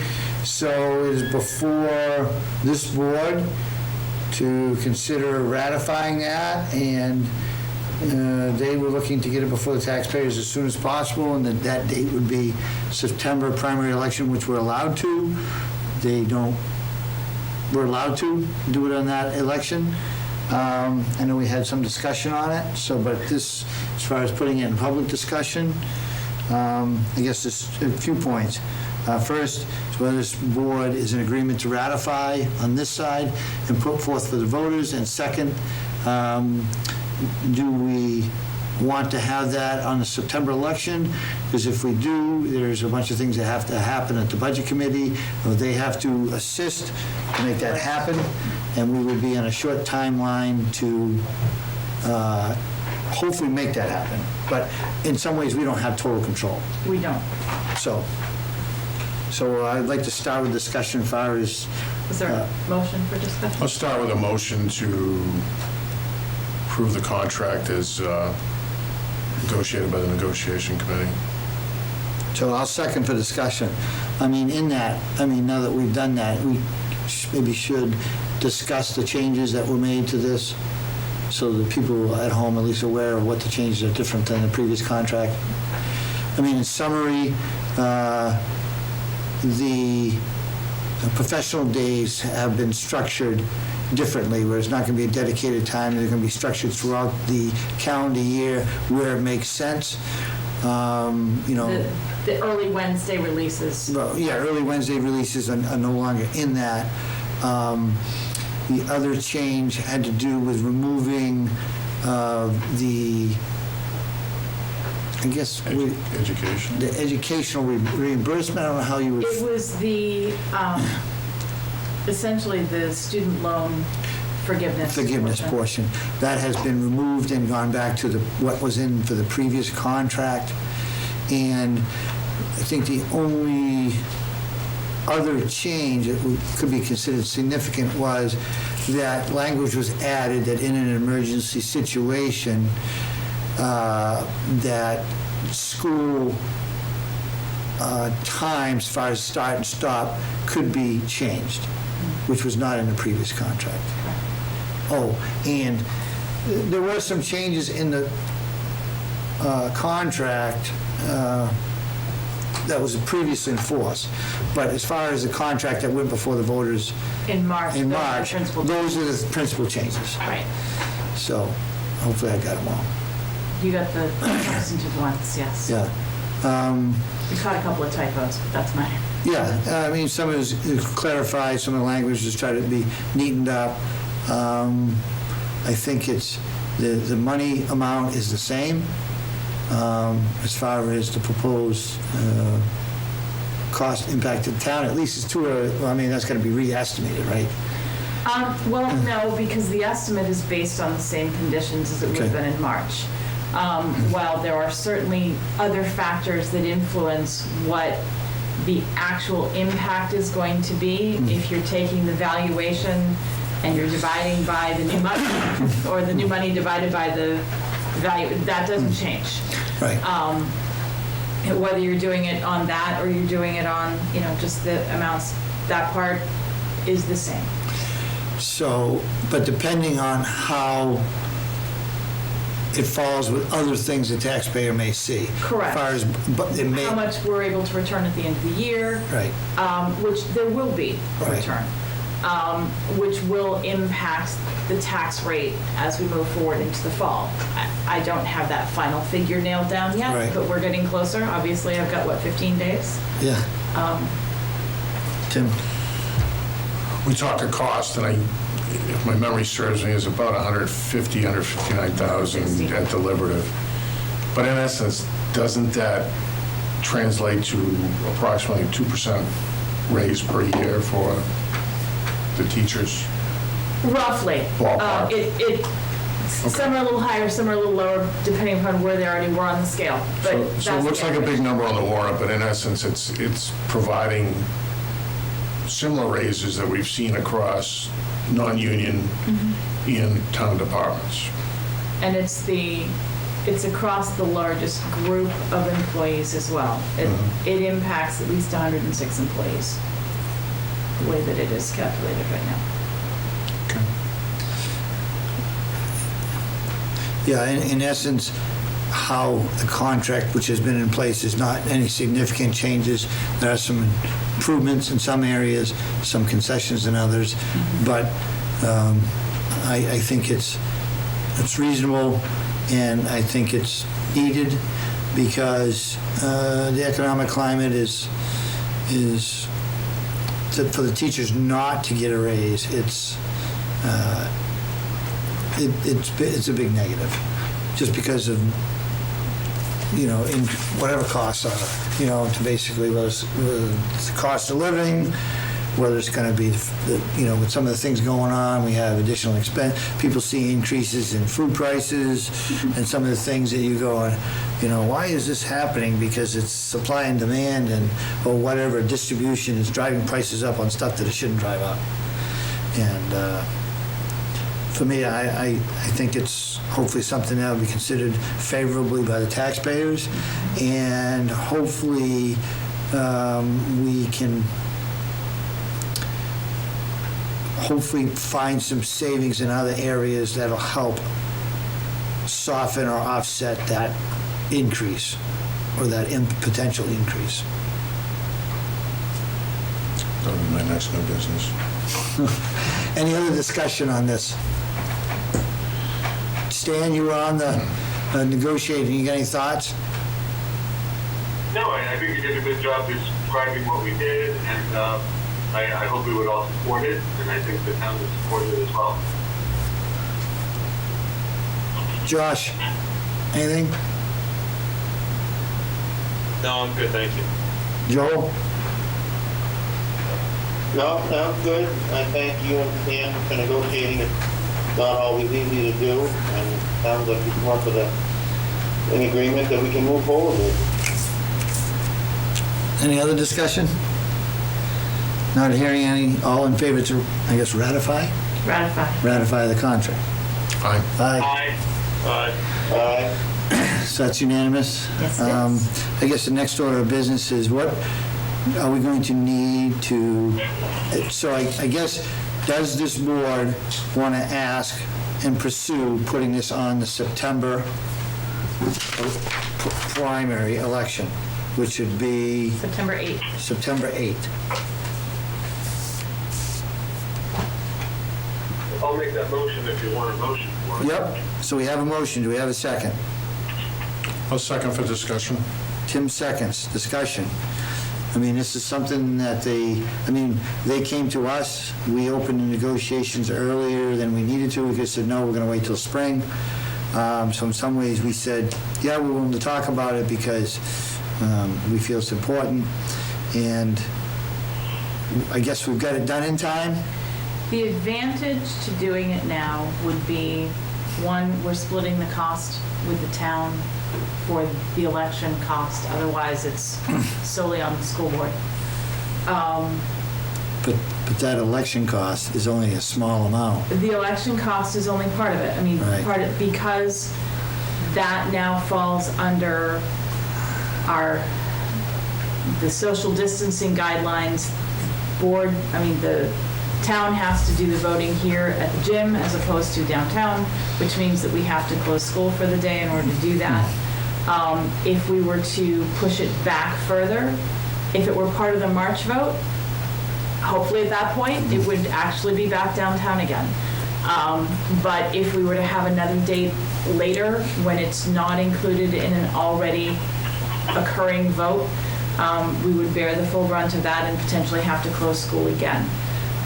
We are not allowed to piggyback the November election, the national election. It can only be on the primary.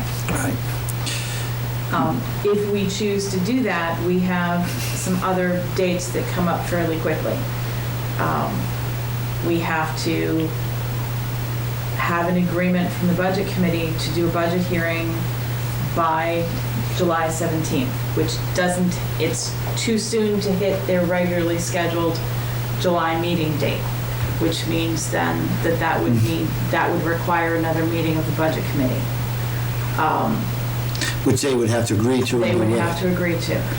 So we don't have control over them, so we would have to make an argument at the next meeting that I plan to be in attendance, and Tim's a rep, because somebody's going to have to speak to this, and I have no problem speaking to this request. If the board chooses to say, yes, we want to pursue putting it on a September election, I mean, we're going to have to do it in writing, but Right, that would. it's not going to fly unless somebody's there to speak for it and they say, okay, we understand, we're willing to assist. It would mean the budget hearing by July 17th, posting the warrant by the 27th of July, deliberative would be on the 11th of August, and then the September 8th vote. And again, deliberative, hopefully at that point, we are fully open, because doing a deliberative by call-in is going to be interesting at best. And what would the date be? The latest we could do is August 11th, and we can't go much earlier than that because of our other backup pieces. Well, based upon the recommended guidelines that are in place now, couldn't we even follow the recommended guidelines with the space that we have available? Based upon what we normally have in attendance for deliberative session? We can if we have it on the football field. No, but if we have 100 people, right, which is typically what we have in deliberative session, the ones I've been to, I've only been to 3 or 4, but We could, current guidelines definitely do it outside.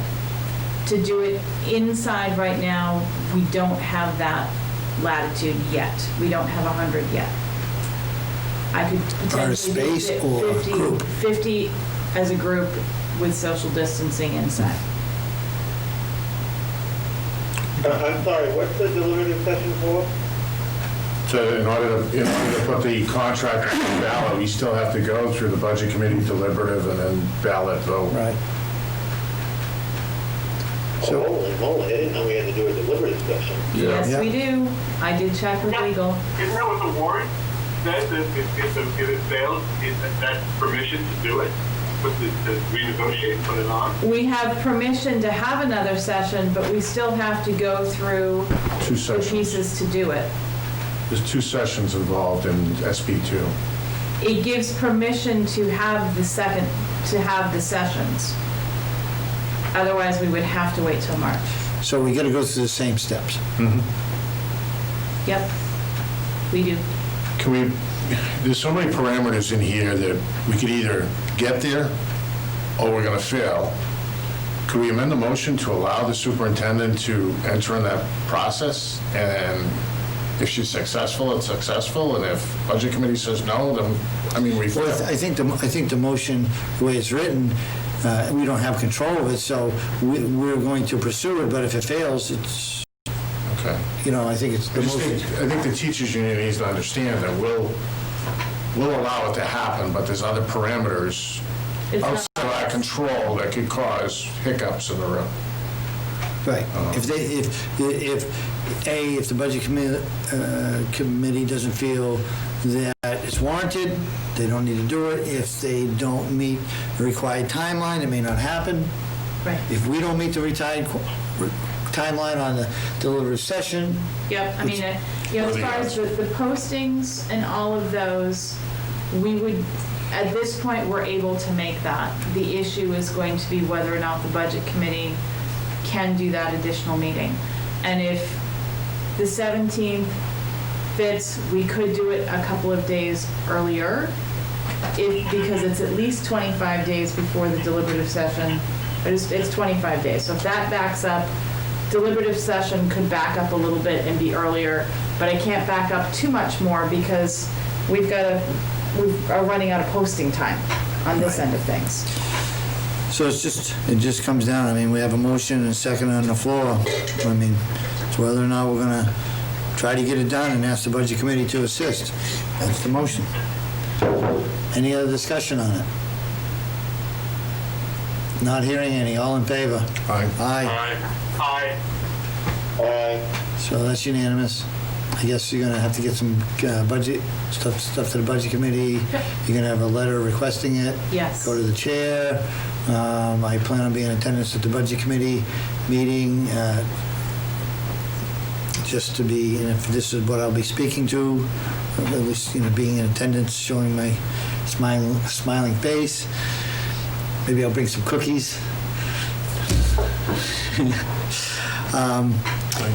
But, go ahead.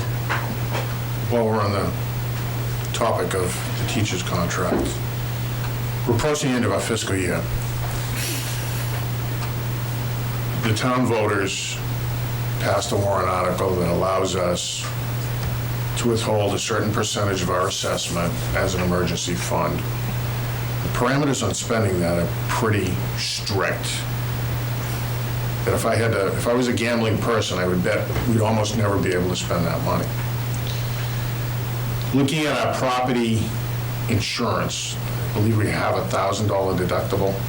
Yes. So we have well over $100,000 in an account that most likely is going to be very difficult to spend, or we'll never have the need to spend because of our insurance deductibles.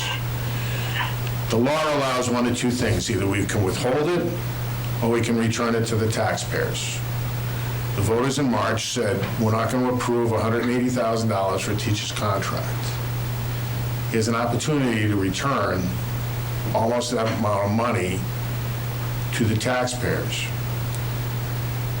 That would be my motion for tonight, with the caveat that as we get a business administrator online, ask that person to look at our property insurance, which tends to be expensive, not our automobile line, not our liability line, but our property lines. They're all tied together. Right, but even so. But in costing it out, if we took, let's say, a $10,000 deductible on each building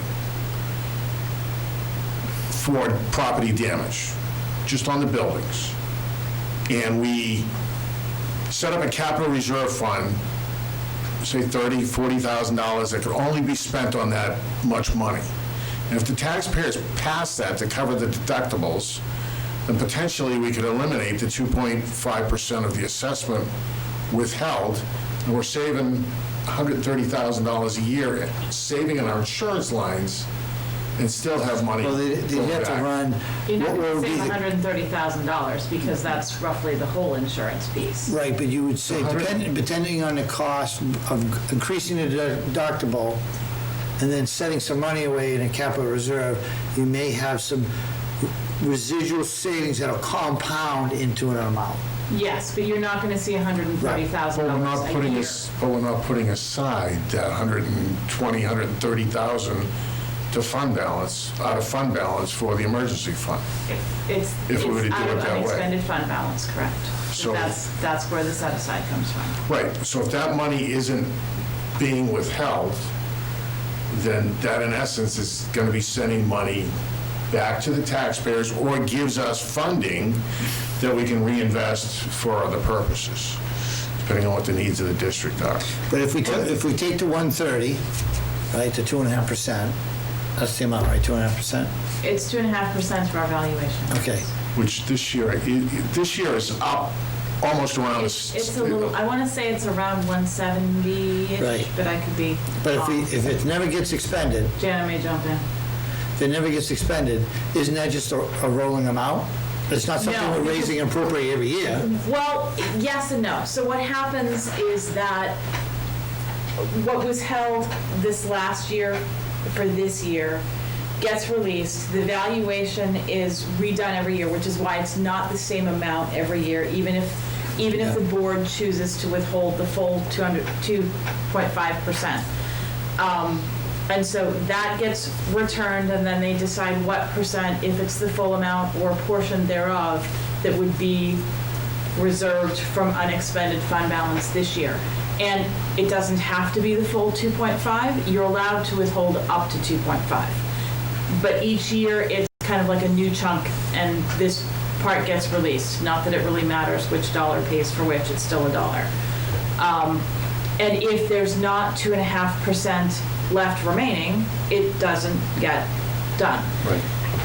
And while you can decide now what you want to do with it, you may want to wait until after we've had the initial close of the books to get everything, because I still have other pieces that are rolling. We're going to have monies that get returned. And there's no question that we would have sufficient to do the 2.5% if we were to choose to do that right now. But you may want to wait to see exactly what that number is before you make the So final would you be determination. suggesting it for a meeting on the 29th? When you say waiting to that date? We're still going to have things that are being paid out with invoices coming in into July. Right, Because but we should be able to quantify that. for the most part, yes, it's not going to be a hard and fast, Right. here's the number. And things still get adjusted even in the audit process. Here's my concern.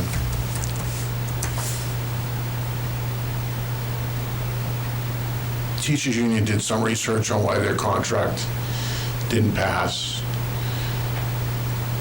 I was out in the community, I heard a lot of people say, our predicted 85 cents per thousand and our predicted 55 cents per thousand cost on the contract for the teachers was too much money. The janitor's contract was up there, it was a minimal cost to the taxpayers, it passed with flying colors, same raises. So, we just ratified a contract tonight, we're gonna support it. We don't have to deal with the insurance issues. My concern is, if we're looking to support the teachers and we want to fund this contract for this year, we have an option to do it without putting ourselves in a financial jeopardy as far as this money, in my opinion. And I'd like to make a motion to return it to the taxpayers so that as we're speaking to this contract, we can tell them, yeah, it comes with a tax impact, but we also released this amount of thousands of dollars to help with that impact. So would it make sense to release all of it or some of it? I don't know, I just posed the question. I think it's to Ruth Ellen. I guess it's more, what's there is going back anyway, it's how much you withhold out of this year moving forward.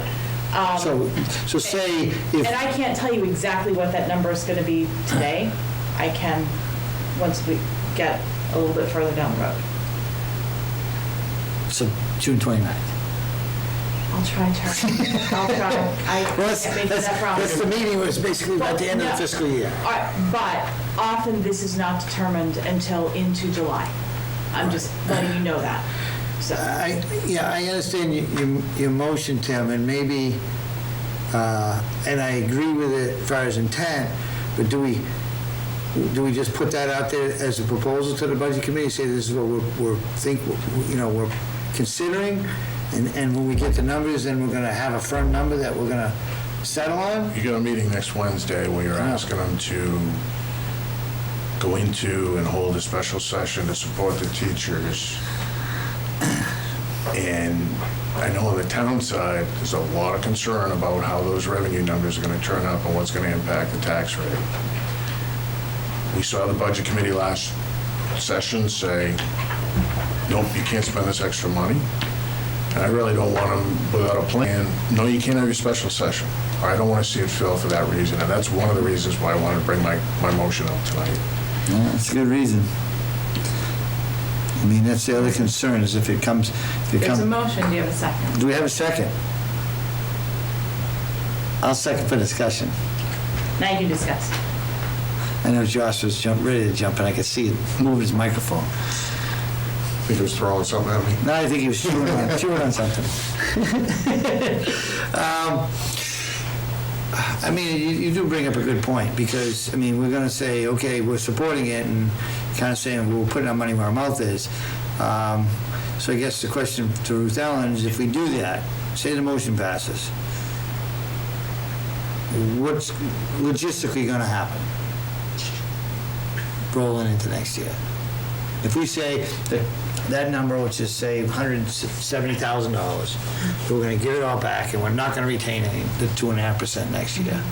What logistically, I mean, how is that going to I mean, logistically, we still have the $1,000 deductible. Yeah. As Tim said, there are a lot of strictures as far as what we can and can't do, and the only way to access that is via the budget committee and the commissioner. Certainly. So in his approach would be, say, okay, we're going to give it back, and then we're going to research, when we have a new business administrator on board, other avenues to potentially accomplish the same thing with less restrictions and less impact. And then understand that, we've given it back this year. If it's not set aside next year, it's also not there to give back. Right. So, and that would be the other thing. Yeah. That part wouldn't be an automatic, and this much is coming back either. Right.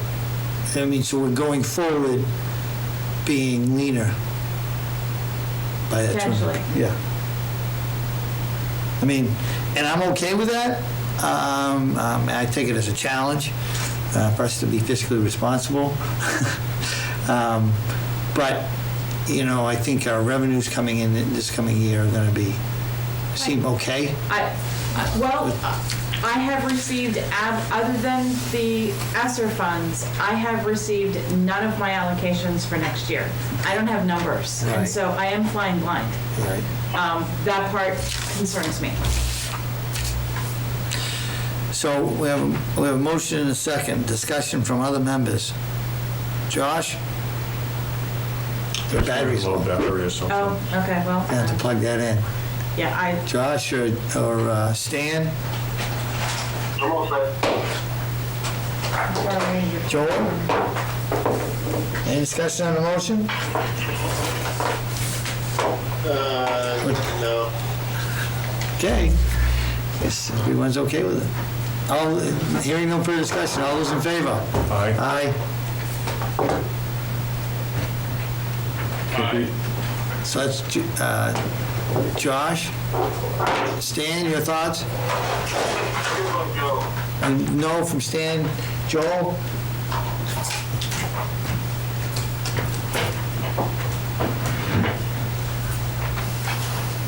Oh, I'm sorry, I was on mute.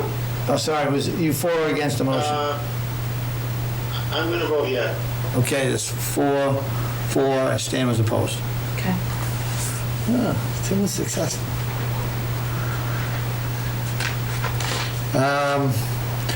Next thing, Ruth Ellen had passed me an email from Mr. Campello, Farmington Town Administrator, talked about the cost for the cleaning, would be an estimate. Did the school get the estimate or the town? A little bit of both. Okay. We had the generalities, and then he came up with the company and did the Okay. walkthrough. So the cost is $45.50 for the cleaning after the primary. That's $4,550. Right, $4,550, sorry. Significant amount. And if we have something on that, They would look to split that with. they would like us to split it with them, okay?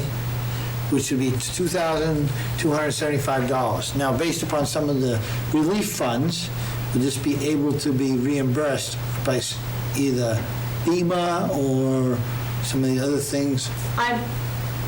If we were to put it under the HESM grant, which is the same thing as the FEMA Okay. grant, that would be reimbursed on a percentage. So we get between 75 and 80% back on that. If it were to go under the ESSER funds, I believe I could probably do it in its entirety.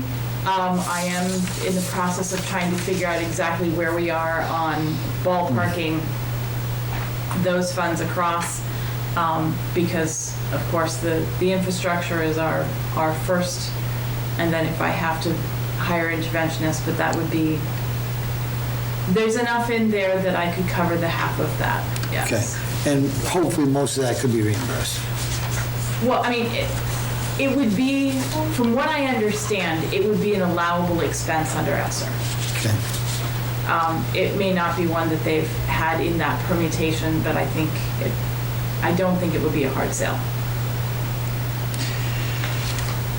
So, do we need to, what do we need to do in this? Just Well, take that was an more- advisement? That was more of an FYI, Okay. that if you decide to go there, they are looking to, have us split the cost on that, which And if we want to play nice in the sandbox, we would, on it, we would do that? I think it makes Yeah. sense to do. That would be my recommendation. We will have printing costs for the ballot. We will have posting costs for the warrant, for the public hearing, printing costs for the ballot, for the warrant as it's Do we printed. have a line for that? We do have a printing line. It will cut into what we typically expend on the side of, for March. So Unless we were to do an encumbrance specifically for that, but at this point, I don't have a contract for that, so that would be Right, tough. so is that something, maybe bring us a estimate of what all those costs are at a later date when we get closer? I can give you Yeah. ballparks, yeah. Yeah, that way to figure out where it's gonna come from.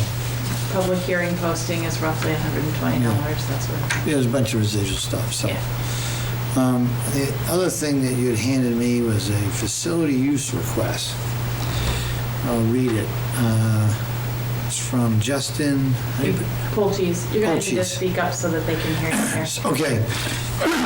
Says, "Good afternoon, Mrs. Vaughn. I want to touch base with you about a facility usage. Normally, I would have submitted a facility usage form to use the playground during summer months and one form to use the multipurpose room for the next scouting season.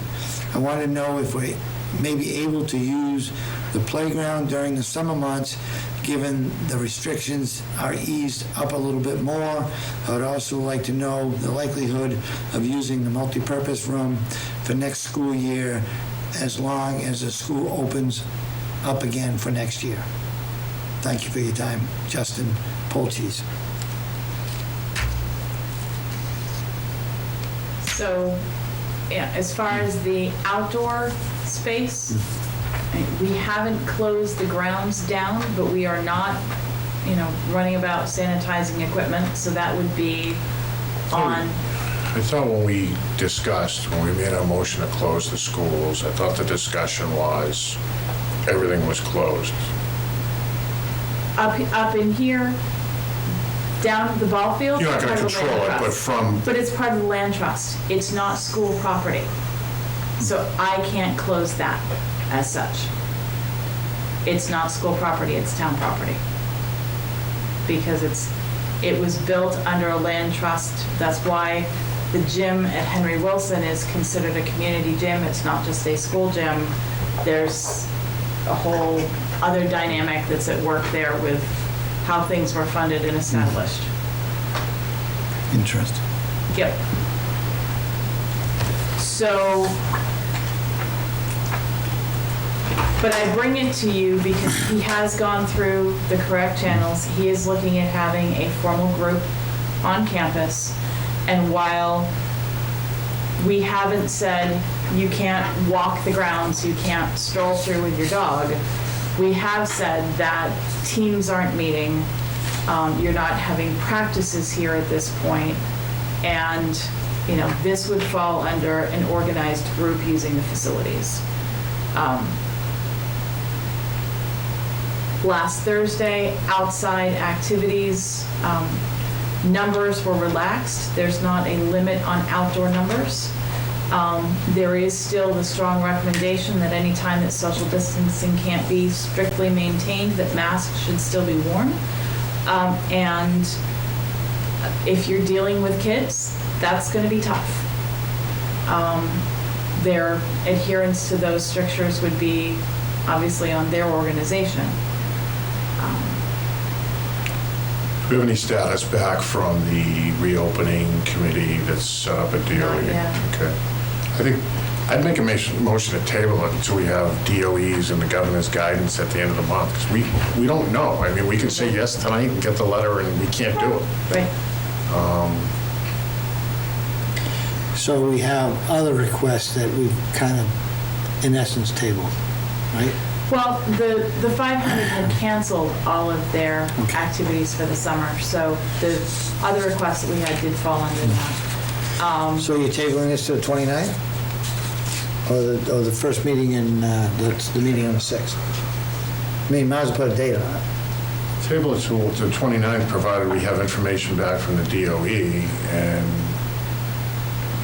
I don't know what that date's going to be. I don't know either. I know that we were promised summer guidance by mid-May. It was the end of May, Right. so we've been told by the end of June. I'm hoping it's not mid-July. Well, so that's your motion?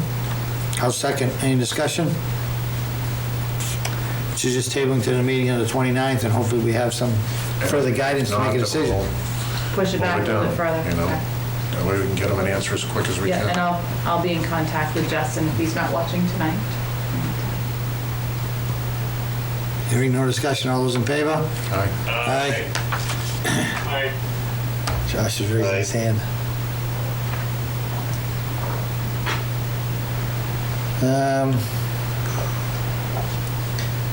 Budget had two things, technology Chromebook increase in license and documents for budget committee and folder for review. So, On the technology for the Chromebook increase in the license, we had put forward at the last meeting on the 1st encumbrances for, actually expenditures for the end of the year against those pieces for next year. There was $5,400 for the Chromebooks for Henry Wilson. When we went to order those, there's been an increase in the licenses and it actually came to $5,500. And so I'm asking for approval for that additional $100 so that I can put, because I have to have a specific, yes, you can spend it now vote, so that I can give that to the auditors. So I'm asking for approval for the additional $100 or I have to lock off a Chromebook. I'll make that motion. we have a motion, we have a second.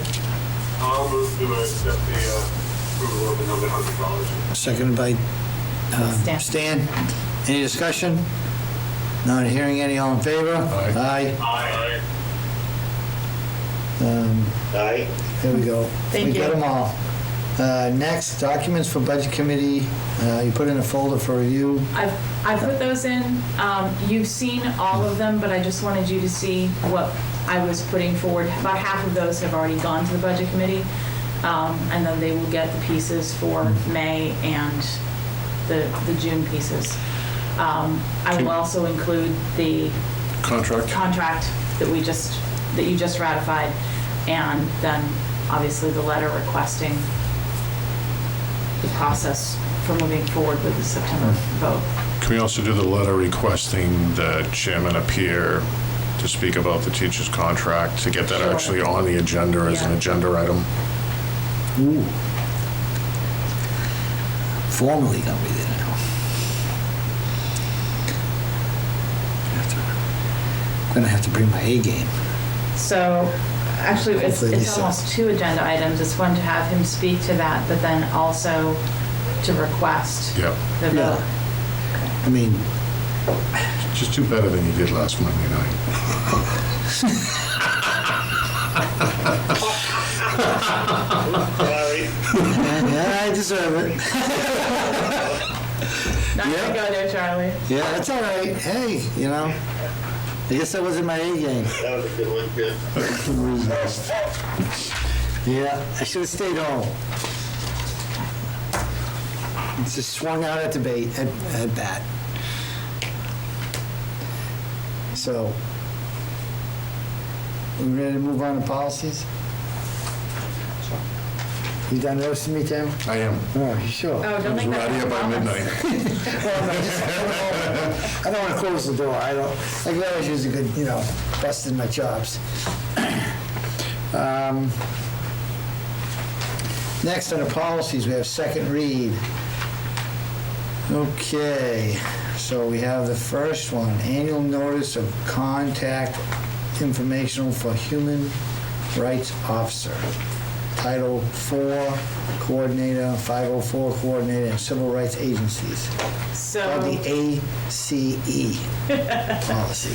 Yes, so this is a required notice that needs to be updated each year, and Title IX has undergone a very Right. large revamp in the last So, bit. at the last meeting, didn't we motion to put This was these fir- to second read as a group? Yep, this was first, yes, so they've already been through first read. No one's, does anybody have any, for these, there's 5 policies? They're doing equal opportunity, non-discrimination, sexual harassment of employees, and sexual harassment of students. Does anyone have any discussion or proposed changes to the draft policies? I'll move that we accept ACE, AC, ACR, GBAA, and JBAA as final reading. Second that. We have a motion and second. Any discussion? Not hearing it. All in favor? Aye. Aye. Aye. Okay, next, policies. We have a first read. First one being the JICM, well, bring your own device policy for students. But doesn't this also apply to staff? Well, this is a student policy because it's the JCIM. Okay. But I read it and I thought there was some just kind of, it looked like it might have been also to staff or no? Well, it isn't at this point. Okay. And because we are looking at the division of student data on staff machines, it's probably better for our data governance for staff to be using our devices for teaching purposes. Yes. This gives an option. It doesn't mean that there is absolutely, yes, it's a free-for-all, bring anything you want and hook it up to our network. What this does do is allow for that possibility. These,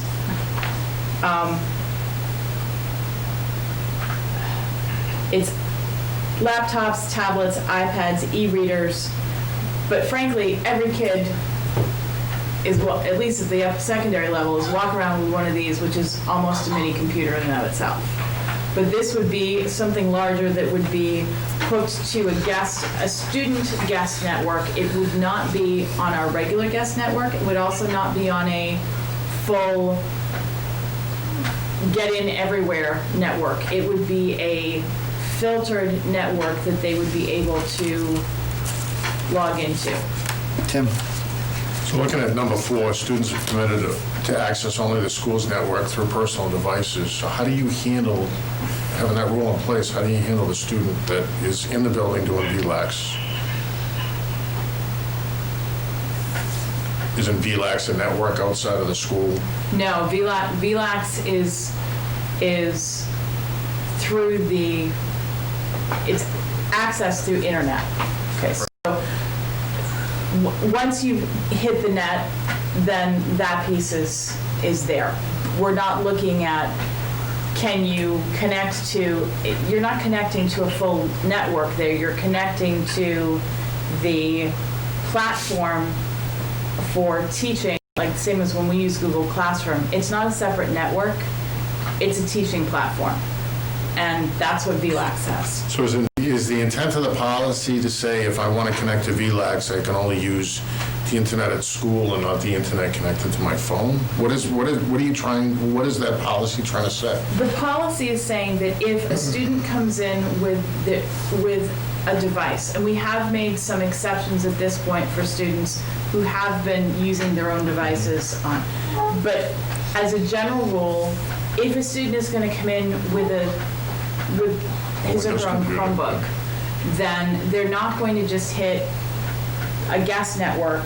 There will be a separate student network that they would be allowed to have access to. If someone comes in with a cell phone, someone comes in, I can't prevent them from using data. And this initially, back, the first writing of this by the School Boards Association back probably 7 or 8 years ago said, absolutely, students are not allowed to access data.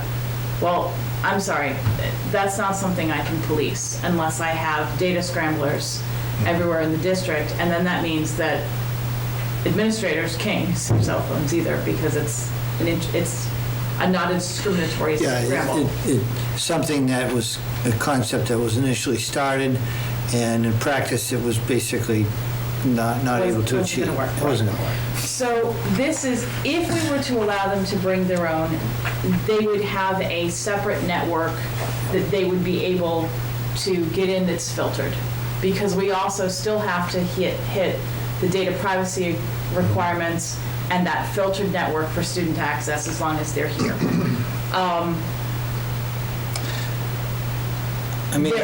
We haven't had the policy. It's recommended as part of data governance. It's not a requirement. I'm just looking at number 4 and pretty computer literate, and You're going to have kids who are going to try to it go has around. a different meaning for me than what you're trying to portray in the policy. So what does it say to you? When it's saying you only can access the school network, there's networks beyond the schools that kids use, so I think I'd rather see that define the portal that you're going to use for them and say students are only permitted to use their devices on this portal. Because in essence, you're talking a portal and not a network, because networks communicate together. That's my read of it. But you're saying, what I heard you say was saying, the way it's read, that he can't use his computer here and access the internet, he can only access the school portion. That's the way you're... No, The school- he'll be He'll be able to access the internet, but there will it be has to go access through the to school internet, portal. but it will go through a filtered, so, when you Right. log in, if you, okay, I want Wi-Fi access, but there's several different Wi-Fi options within the building. And so there would be one that would be relegated just to student access, and if you brought your own device, this is the only one that you're going to be given the code to. Right. You're not given just general guest access, you're not given staff access, you're not given admin access, because all of those have different levels of what they are able to get to. But the student could walk in here with a laptop and his phone, and use his phone as a hotspot and go wherever he wants. Theoretically, I mean, it's a lot of these kids are I'm more not savvy unaware than me. of that. I'm The not guy- unaware of that. What? And I said, I'm not unaware of that. So Yeah. that's, But that policy's not addressing this, it's saying that if we're gonna provide a, if you're using our data, you're doing it this way. right, you're going through this conduit that we're filtering, Right. and it needs to, Educational purpose. For educational purposes, right? Right. Top of it, the top of that list, that you're going to use your personal device for educational purposes at school, you have to use our network. Right. That's the interest of people, because they don't have to, but our policy says they do. yeah. So if we don't have a policy that says that, they can use whatever network they want, we use their own, wireless system or their own hotspot, and we can't do anything about it. But here now we can, because it's says it's going to use diversification, you can. It's got to use our network. Yeah. I mean, I went through and read it, and I went, I agree with the purpose. I mean, it's just got way more words than I'd ever use. But I can say it about every policy I've seen here. Safe. So And again, I'm assuming this doesn't have to be connected to the data governance piece. So this could be a first read, a think about it. Yeah, I'd like to Do get you some wanna more go? input to make it simple, and I understand what you're trying to do. It's just, as I read this, if I was a freshman in high school, I'm not so sure I'd understand the intent of what's actually in the policy. I think clearing it up, students are permitted to access only the student portal while on the school's network using their personal device or something, so that they understand what it's saying. Only the student Wi-Fi will be accessible by students or something. If students will have to use For whether the you school say student Wi-Fi. for educational purposes, this is the only network you'll have access to. On your own device, yeah. Right. 'Cause it- We can wordsmith number 4. Any other areas of that? Put the English major to work. No, I'm good with the rest. Anyone really discussion on the bring your own device to school policy?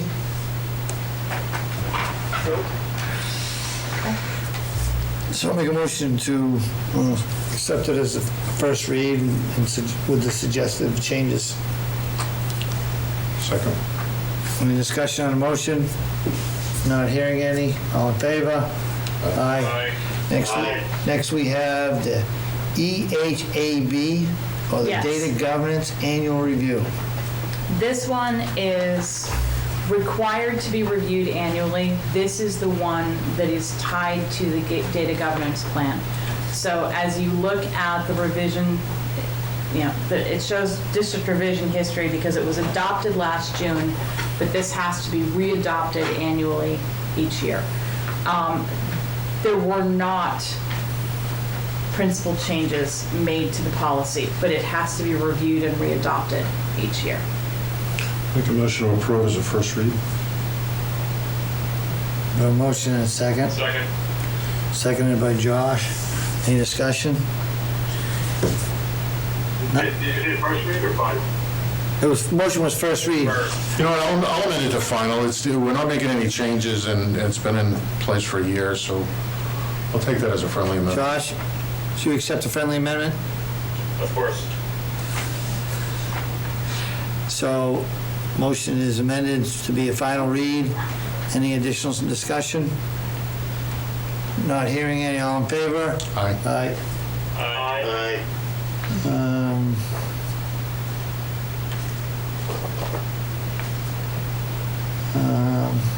We're running out of things. Minutes. Minutes. Sure. Let's go back to the minutes. So we have minutes, minutes for June 1, public session. Does anyone have any discussion on those? We do them as a family plan? You can maybe I'll poll the board. Does Yeah. anybody have any discussion on any of the proposed minutes of June 1st, either public or non-public? No, if nobody has any concerns. I'll make a motion to approve the minutes of June 1st, public session, non-public 1, 2. It's just 1 or 2. So I'll Second. seconded by Stan? And Yeah. All those in favor? Aye. Aye. aye. Aye. So anyone with any discussion on minutes from June 2nd, either public or non-public? Not hearing any, I'll make a motion to approve as written the public meeting minutes and the non-public session 1 of June 2nd. Second. Seconded by Tim. Any discussion? Not hearing any, all in favor? Aye. Aye. I'm going to abstain. Stan abstains. Yeah, he was absent. Okay. And in your folder, there are minutes for the 26th. I didn't receive those until this afternoon, so we can bring those back on the 29th. But I did want you to at least know that they're there. So if you want to just put those, they're not on the agenda. I didn't look at page one of them, I'd rather. They went up late, Yeah, so. I'd rather put them off to next meeting. Okay. So I left public participation open for the whole meeting. I have one more thing. Oh, go ahead. The treasurer's report, is it usual practice to get those 3 months late? Well, there has been some adjustment in getting up to speed. I believe that there is now a transition to our new treasurer. No, it is not typically customary for them to be 3 months late, but we have also had some issues with being able to get people in to do some of this, because this requires going through documents that are not necessarily emailable, I guess is probably the best way to put it. So you think this problem's going to correct itself? Or has corrected I think itself? this will work itself out, but yes, this is the March report. But remember that you, Transitioning from Rachel Bork to Angie Cardinal? yes. Angie officially starts July 1. Remember too that we were still working on getting January and February straightened out through last month or so. So that had to have been done before this could move forward. So. Okay, I have well, no doubt she'll do a great job. so, And Rachel has done well with what she's had to work with. We've had some hiccups in systems, but I think they've got a pretty good thing worked out now for her to transition to pass on to Angie.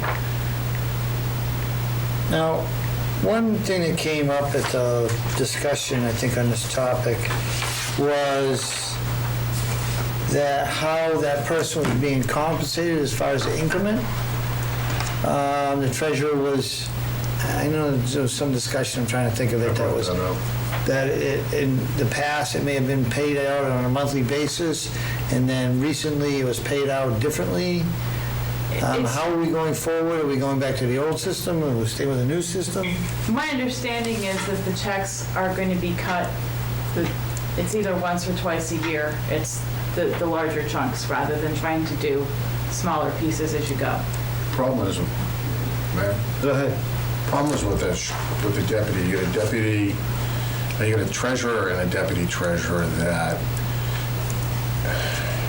you don't know who's going to be in here doing the work. And granted, it comes under the deputy's purview. How do you ask somebody to be a deputy, have a stipend position, and not have that person? We have no way of compensating a deputy treasurer.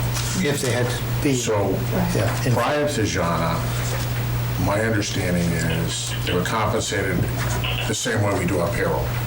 So either the treasurer would get a check, or if the treasurer authorized it, the deputy treasurer would get a check. And then that changed. I think that's the only stipend that's ever broken out that way. But I think it's broken out because you have multiple people. If I leave as a board member, you know, my money going forward is going to be available to the next member, whereas nobody's going to be compensated for filling in for me. If that makes sense. Yeah, I mean, I was just posing a question because it seemed like it was changed, and It's something that we could potentially take up as the new treasurer comes in July 1. yeah, I mean, to me, off the cuff, it sounded like what Tim is suggesting, like going back to where it's compensated, whether it's on a monthly basis, so if that person can do the job, great. If they're not available to do the job, a deputy's gonna have to do it because, say, a person's traveling or they're not able to do it, and then that compensation go to the deputy that's doing the work. I mean, it just seems reasonable. I don't know, because if you don't do it that way, how are you going to partition out, saying, okay, we're going to give this stipend out every 6 months, and you were able to do it so many weeks, and then we go through the, makes it more convoluted, or we just says, well, the deputy works for free. Wouldn't have to fill it. I don't think that's reasonable, so. And in the last year, I had your deputy come down and sign checks and not get compensated. That's happened. Yeah. And I think Mrs. Cardinal needs to be involved in the conversation, but I'd like to see it go back to the every other week so that it's fair. I mean, there's no doubt in my mind, Angie's probably going to be here every time she needs to be from her, availability and worth ethic, but I think, I'd like to see it go back, but I think it's Angie's office, and I'd like to hear, kind of her feedback in it too. I don't think I would agree with Tim on that. You can discuss it and I guess come back to us and say this is what they think is how it should be handled. And, I guess I'd be okay with it. Yeah. Okay, I'll have that conversation. Anything else for public? Besides, the next meeting is going to be June 29th. It's going to be just before the end of our fiscal year. July won't be the first day, so next meeting. Are we doing that? Are we doing that because it's right before the end of the fiscal year and we think we need to have it? Because that's typically not a meeting. Yes, and I anticipate that it would be a short meeting, but in the, don't ask Tim, I am an optimist, I work here. But I'm doing good. I am asking for that in case we have those other pieces come up that have to get nailed down before the strike of June 30. It's not midnight, but it feels like it.